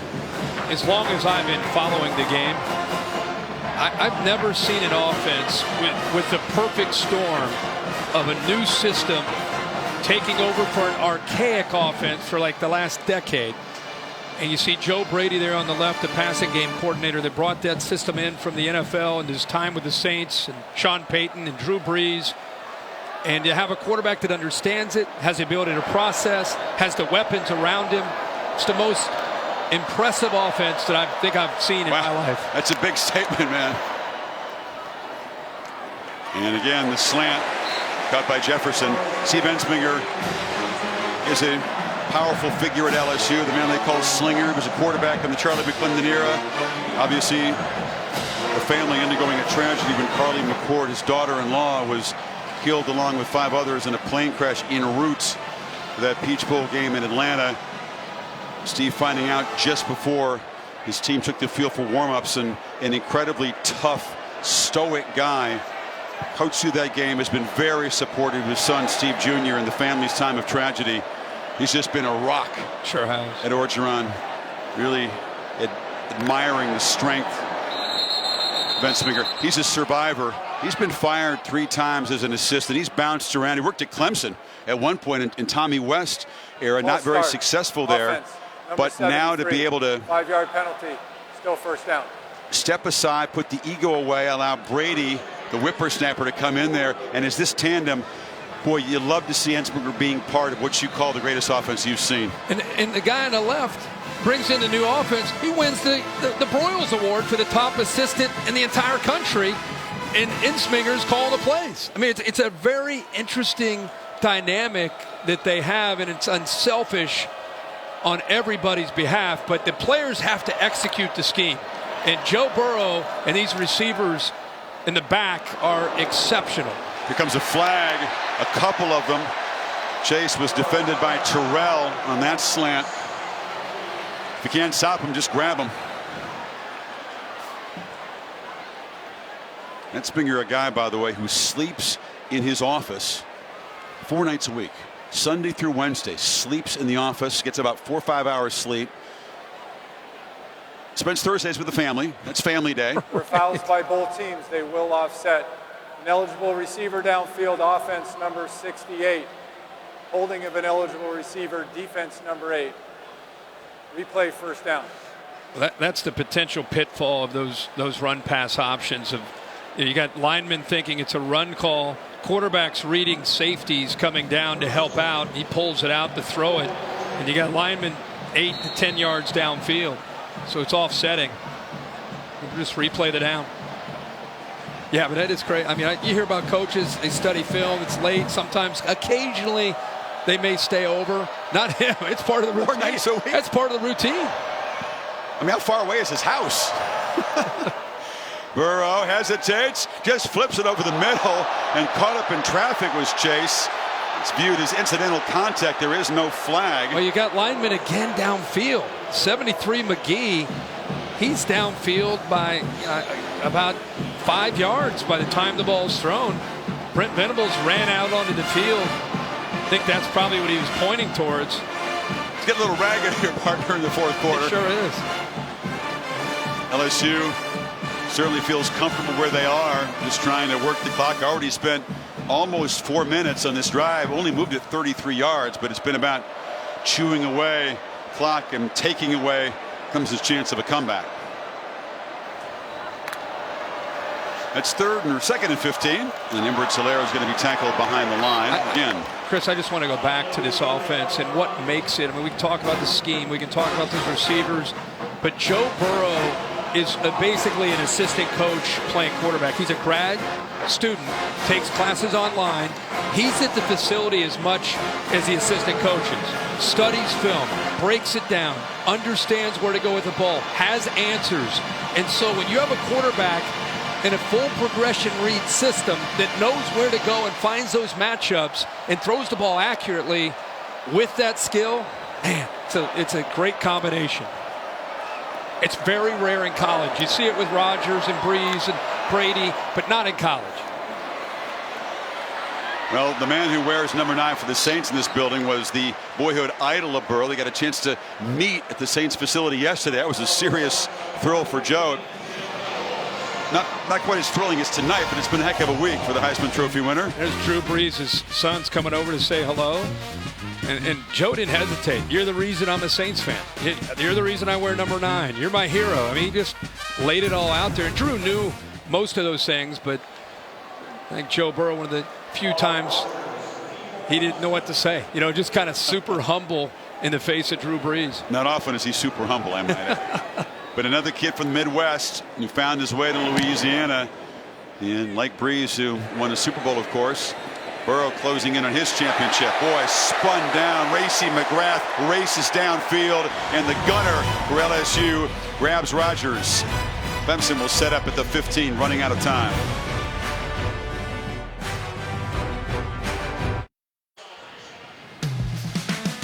Now New Orleans bracing for a big party. Aerial coverage overhead provided by Goodyear, recognizing those who strive to rise above the rest. Goodyear, more driven. Inside of 5 minutes to play, and the LSU faithful inside the dome, standing and roaring for their defense, which has held Trevor Lawrence, Kirk, in the second half to 5 for 14 and just 37 passing yards. It's easy to look at Trevor, and he hasn't had a great night with his rhythm. But these receivers have not played well or held up well against the LSU secondary. Lawrence takes off on a scramble, takes a big hit from Chason, moves the sticks across the 25. He showed so much courage in that Ohio State game, willing his team to come back and win. He takes a big shot there from Chason, the enforcer of the LSU defense, gets right back up and trying to get points on the board.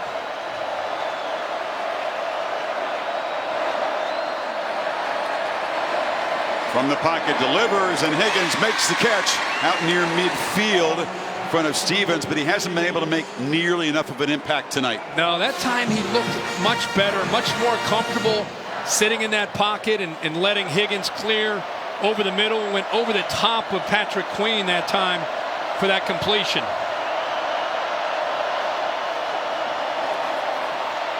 Flushed again, has room, makes it cut, pays the price, lost the ball. Lawrence coughs it up at the end of the run. LSU's got the football, and they got one hand on the trophy. Derek Stingley Jr. continues a brilliant freshman campaign with the fumble recovery. Delpit caused it. Yeah, Delpit knocks it out. That's the risk you take, you know. And you know, I love Trevor Lawrence for competing. You know, he takes off. He sees things open up. He's being a competitor, right? He's trying to find room to get some yards to run and get a first down. The ball comes out clearly. Delpit does a good job of putting his shoulder pad right on the football to jar it loose. And there's Stingley, the corner, to pick it up. I'll tell you, this defense from LSU took a lot of heat throughout much of the year, especially after the Ole Miss game. But these last 4 or 5 games, it's been a different unit. Dave Aranda's done a heck of a job with this group. You can see Dabo Sweeney as Edwards-Helaire bounces it down the sideline, just slides and stays inbounds wisely. You saw Sweeney and his quarterback, who's going to lose a game for the first time since November 17th, 2017, when Cartersville, Georgia High was shocked by Blessed Trinity. His first loss as a college starter, and Clemson's going to have their first loss in 742 days since this building when they lost the semifinals to Bama a couple of years ago. Right. How about Clyde Edwards-Helaire? Instead of trying to fight to get a touchdown, he's well aware of what the mission and the goal is late in the game, up big like this. He just slides, gets down, stays in bounds, keeps that clock moving. Got it again. But that last drive for LSU wasn't very sexy, but they did shoot more than 5 minutes off the clock and just about. That's all. You know, when you're up this big late, as competitive as Joe Burrow is, and as much as he just wants to keep the foot on the accelerator, just keep going. And they're sensing it. They know what's ahead of them right now. It's almost party time in New Orleans. It always is, but this is going to be a really big party. And Coach Ed Orgeron comes from deep in the bayou, Lafourche Parish, where the shrimpers hang out. They pull oysters out of the Gulf. One of their own, a Cajun coaching LSU, and a source of enormous pride for him. His mom, Rose, is 77 years old, and she couldn't be prouder of Ed. He's been all over this state. There's LaRose way down there in the bayou. Goes up. Natchez plays his college football at Northwestern State, playing on that D-line. McNeese State begins his college career. He's with the Saints, coaching the D-line for a season. Went out to SC, where he was 6-2 as an interim coach, but Pat Hayden passed him over, and that was a stinging blow to him, but it all worked out pretty well for him. Absolutely, and I think we all, as college football fans, have to tip our cap to Coach O. I think a lot of people snickered, wondered, what are they doing hiring Ed Orgeron? Didn't Didn't LSU see what happened when he was a head coach at Ole Miss? People made funny videos online about him and his voice. And you know what? All he did is keep working. He adjusted. He tweaked things. He brought in a new offense, surrounded himself with great people, great coaches, hired great players. First thing he's going to say when he walks off the field with Tom Rinaldi, he's going to talk about the great state of Louisiana. He gets it. It's a perfect fit as the head coach of LSU. On 3rd and 3, Burrow gets it out. It's off the hands of Jefferson. Besides saying go Tigers, he's going to talk about the great state of Louisiana. And you know what? With Alabama losing and Tua leaving, right now, that SEC West, Coach O is thinking, why not us? Why can't we become the bar now, not just in 2019, but beyond? The way they're recruiting, facilities, the commitment they make, I don't see LSU going away. Well, they have dethroned the toughest out in the sport in the last couple of years in Clemson. Burrow's going to go away, and he'll be tough to replace. This 4th down play, Burrow flips it in the flat. Edwards-Helaire is going to get it and a lot more, and he'll stay in bounds again down inside the 15. And Joe Burrow, speaking of the state of Louisiana, coming down here, embracing this state and these people, spelling his name with an E-A-U-X on Senior Day.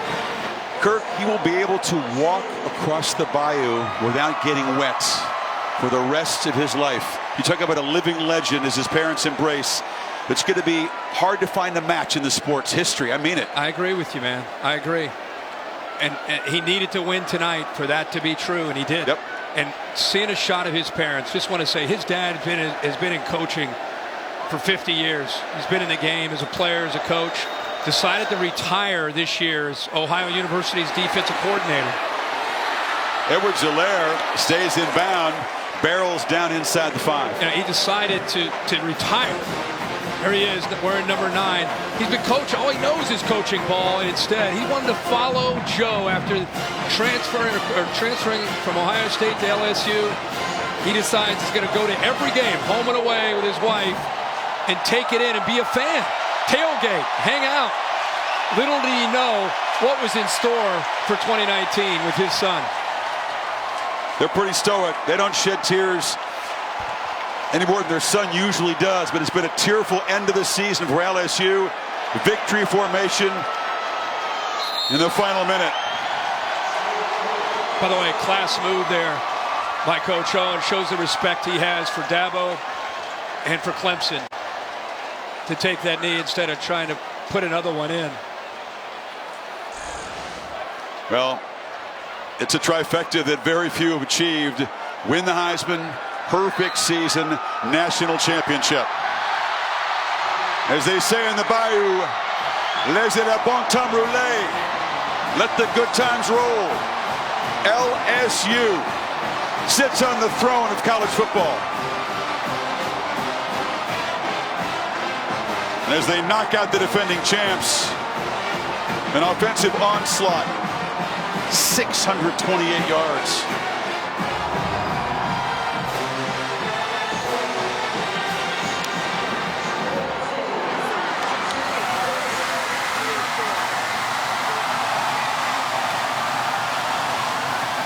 And the supreme confidence, the swag of this team in white, purple, and gold. Kirk, they backed it up tonight. They came in. I've never prepped for a game of this magnitude and felt a team as confident as LSU coming into this game. Me neither. Ever. And you didn't know if it would blow up in their face or if it would end up being true. As you see, they had a feeling of what was going to come tonight. The confetti shower inside the Superdome, and somewhere down there, Tom Rinaldi with a happy Coach-O. Chris, thank you very much. Ed, everything you've been through, all it took to get here. When you look up and you see that confetti fall, what goes through you? So happy for our team. This is about our team. This is about our coaching staff, about everybody wanting the purple and gold in the great state of Louisiana. I'm just so happy for everybody. Down for the first time all season by double digits. You come back. What did you learn about this group tonight? 7th win against a top 10 team. Character, integrity, great players, great coaching staff, will to win. Joe Burrow stood up on that Heisman stage and concluded his speech by talking about all you mean to him. Yeah. What does he mean to you? The world. He's one of the greatest players in LSU history. He's done so much for the state of Louisiana and LSU. We are so grateful for Joe Burrow. Finally, Ed, this team's motto, one team, one heartbeat. What does this night, this season mean to the heart of Louisiana from someone from here who represents it?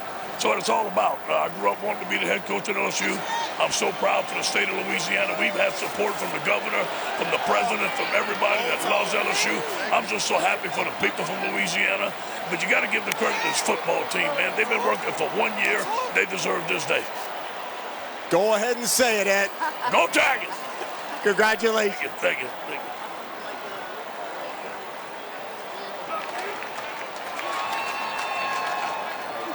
So we're going to try.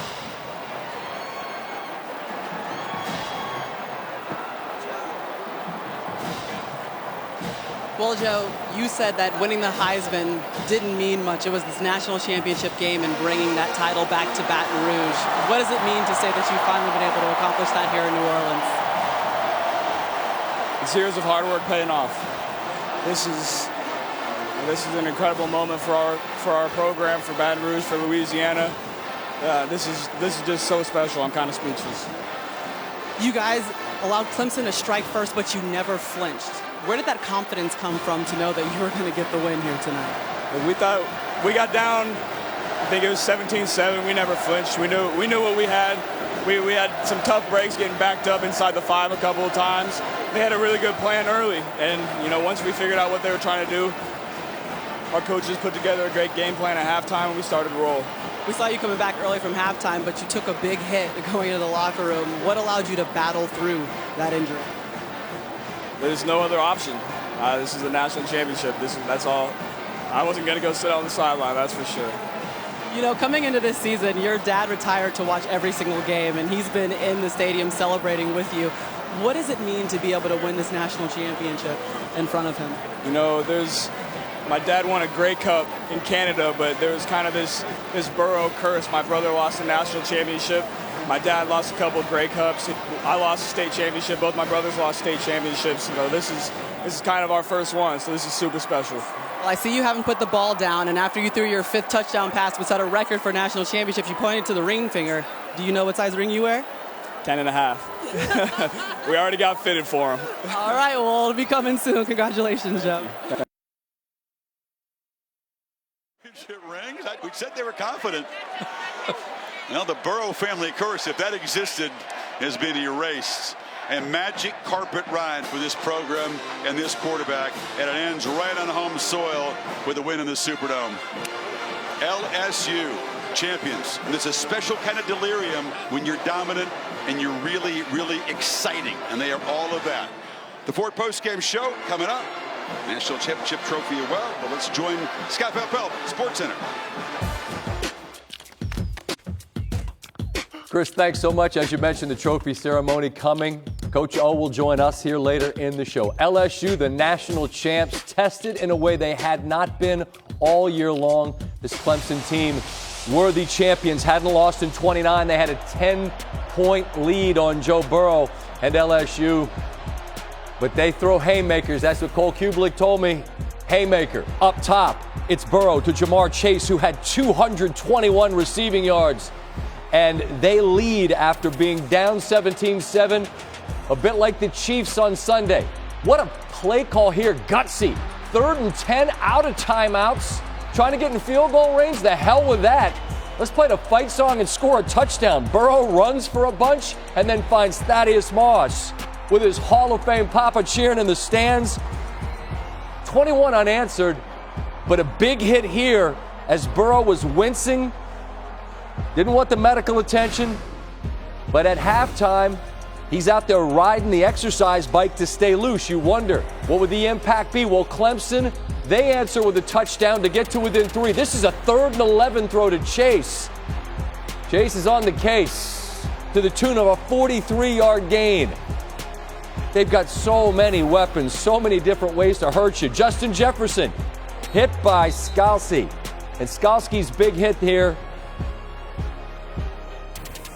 It's targeting. Ohio State fans remember just how brutal a targeting call was in their semifinal game, and for Clemson, they lose a key contributor, just as Ohio State did, and they go back to Moss after Skoski's ejected for targeting. That's a touchdown. Berta Moss again. They take a look just before the left toe touches out of bounds. He's over the end zone line to make it a 10-point lead, and now up top again, it's Burrow. Terrace Marshall, his 5th touchdown of the game. He's got 60 on the season. The band played neck. French Quarter incoming. I know you're built for a party, but you might be tested tonight like you've never been. A perfect season. 10.5 is the ring size for Mr. Burrow. The confetti falls from the sky, and they are ready to celebrate. Trophy ceremony is coming. The Ford post game will continue right after this.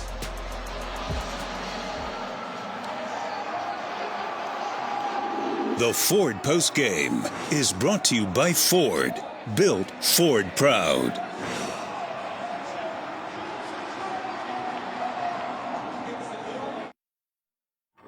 Welcome to the Ford postgame.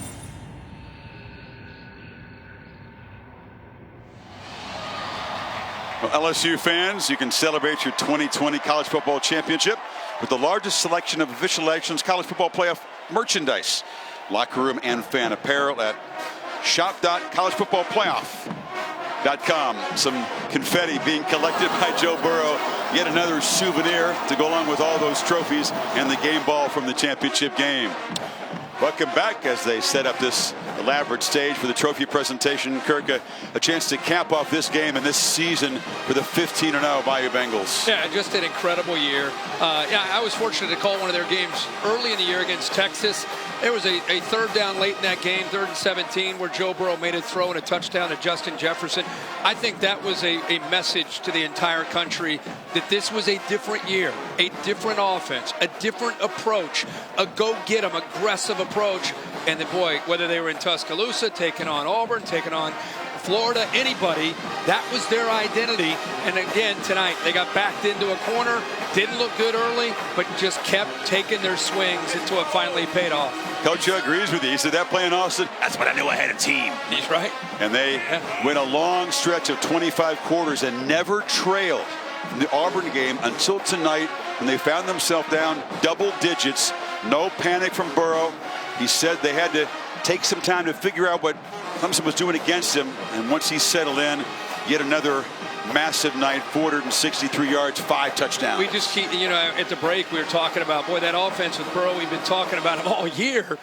But let's make sure we give Dave Aranda and the LSU defense a pop. They played well tonight against a talented quarterback, shut down those receivers for the most part.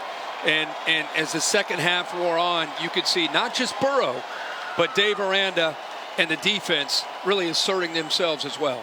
They did what no opponent's been able to do to Trevor Lawrence. He looked out of sorts. In the second half, Lawrence just 6 for 15, 58 yards, had the fumble late in the game that wasn't a huge factor, but him being unsettled by that defense was a huge factor. They've been in the shadow of that offense. You're right. They hold Clemson under 400 yards tonight.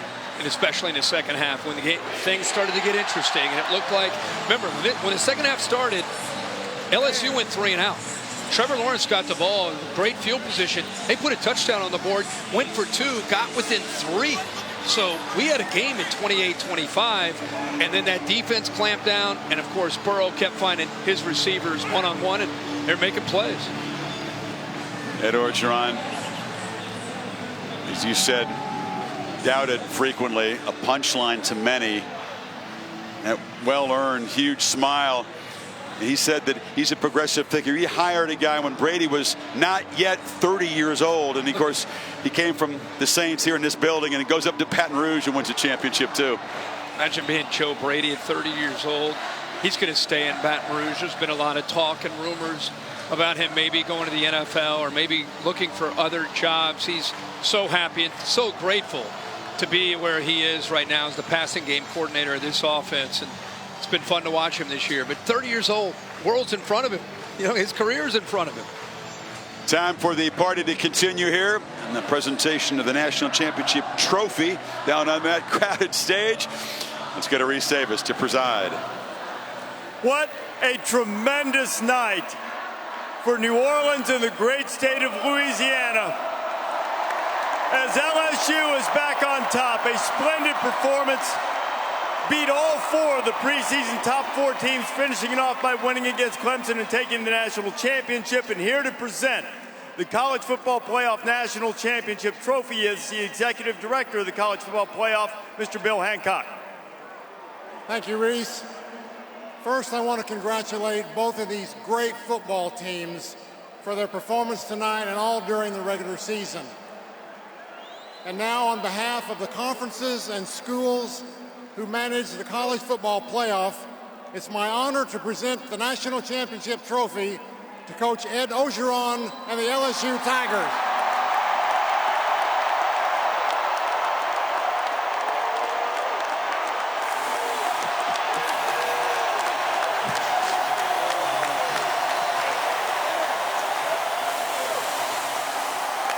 Ed, like you often do, you almost immediately handed that trophy to the players. Everything about your program's been about the players. But I can see the pride in your eyes, the tears in your eyes. What's this like in this state that you care so much about to bring them a championship? You know, we love the state of Louisiana. I love this team. One team, one heartbeat, this coaching staff. Everybody that bled the purple and gold, the great state of Louisiana. This is for everybody. One team, one heartbeat, baby.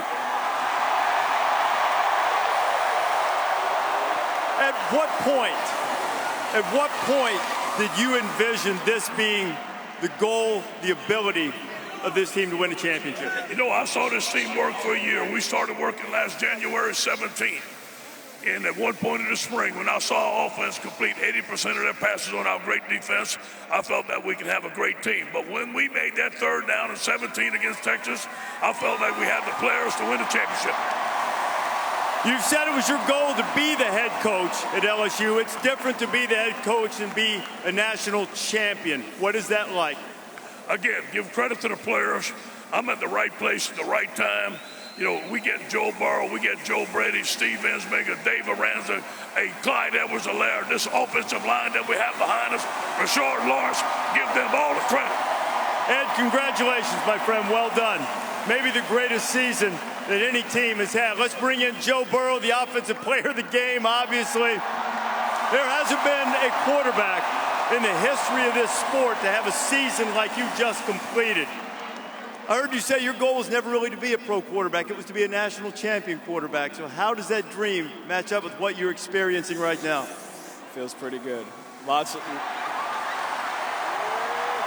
years of hard work culminating into one moment with the best group of guys anybody could ask for. We've worked so hard for this.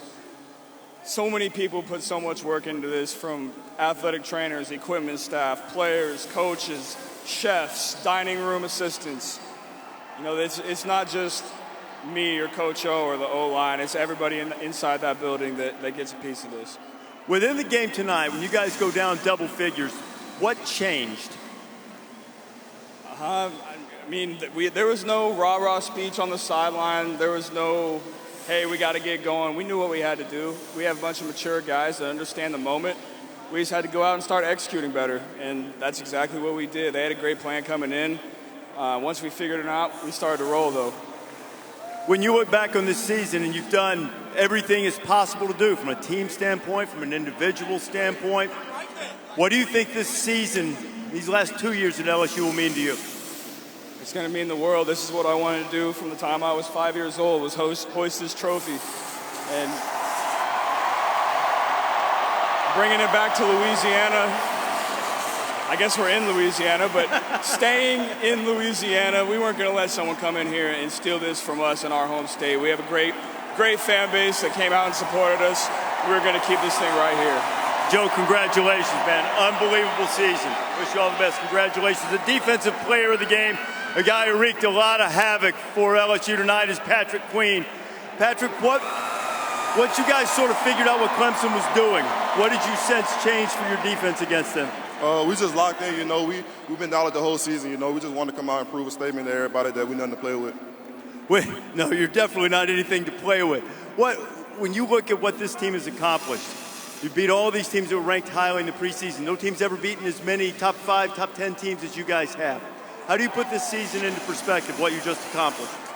It's a season I'll never forget, man. You know, we just came in the season, we already knew what we was capable of. You know, Coach O told us what we was going to do, and, you know, he stood by his word, and we got this championship. What does it mean to you to win it here in New Orleans? It means the world, man, to win in our state that we love, and we thank you for all the support. Patrick, congratulations. A tremendous performance by that LSU defense tonight. Chris, I'll tell you, the accomplishments from LSU this year, it's hard to find a team in recent memory that has matched the accomplishments these guys have, and they are the national champions. Reese, thank you. I saw Steve Ensminger, defensive coordinator, and his son, Steve.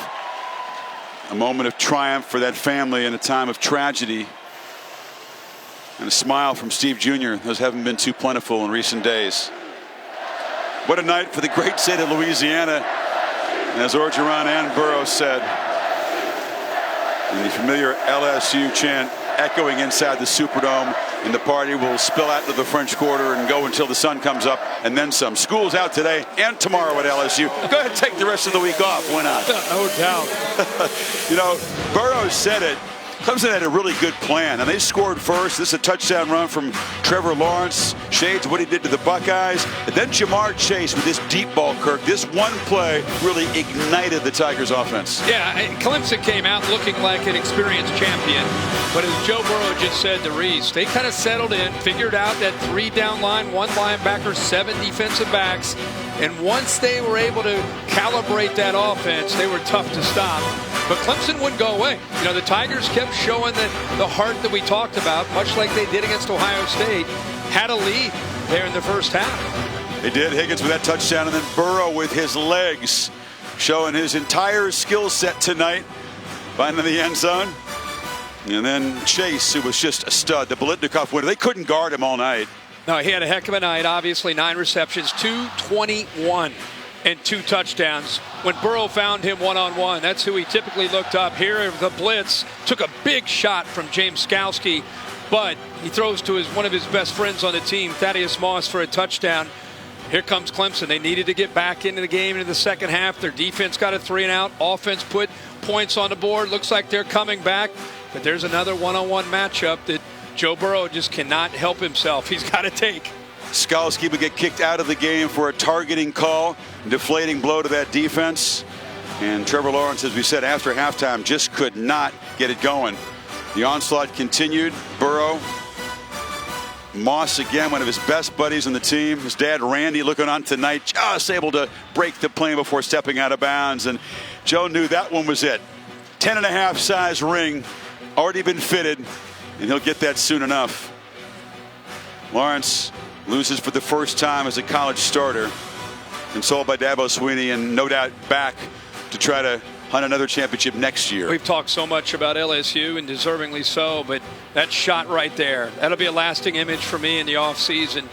This Clemson team that dealt with a lot of unrealistic expectations, oftentimes not living up to what they did last year against Bama. People, as far as the outside world, they're going to have plenty coming back and plenty of motivation to come back next year. Another trophy for Burrow. Of course, won the Heisman and 5 other major awards, but that championship trophy is the one that he says he's always dreamt of, and it's no doubt the most precious. 42-25 in the Superdome. LSU, undefeated national champions. Boy, we have enjoyed bringing these games to you all season long. A massive thanks to all of our production team. Bill Bonnell produced it. Derek Mobley directed it. We thank Bill Lamagnier and Dave Kataya for helping us out with the rules all season long. Darren Brown, Mike Black, Mark Amento, Gary and John up here in the booth, and every single person on this team. Much like Joe Burrow, this is a massive production for us too, Kirk, and we thank each and every person. So for Tom, Maria, for Kirk Herbstreit, I'm Chris Fowler saying so long for now from New Orleans. We'll have post-game coverage on SportsCenter. LSU, national champions, 15-0, a season like we have rarely, if ever, seen in this sport.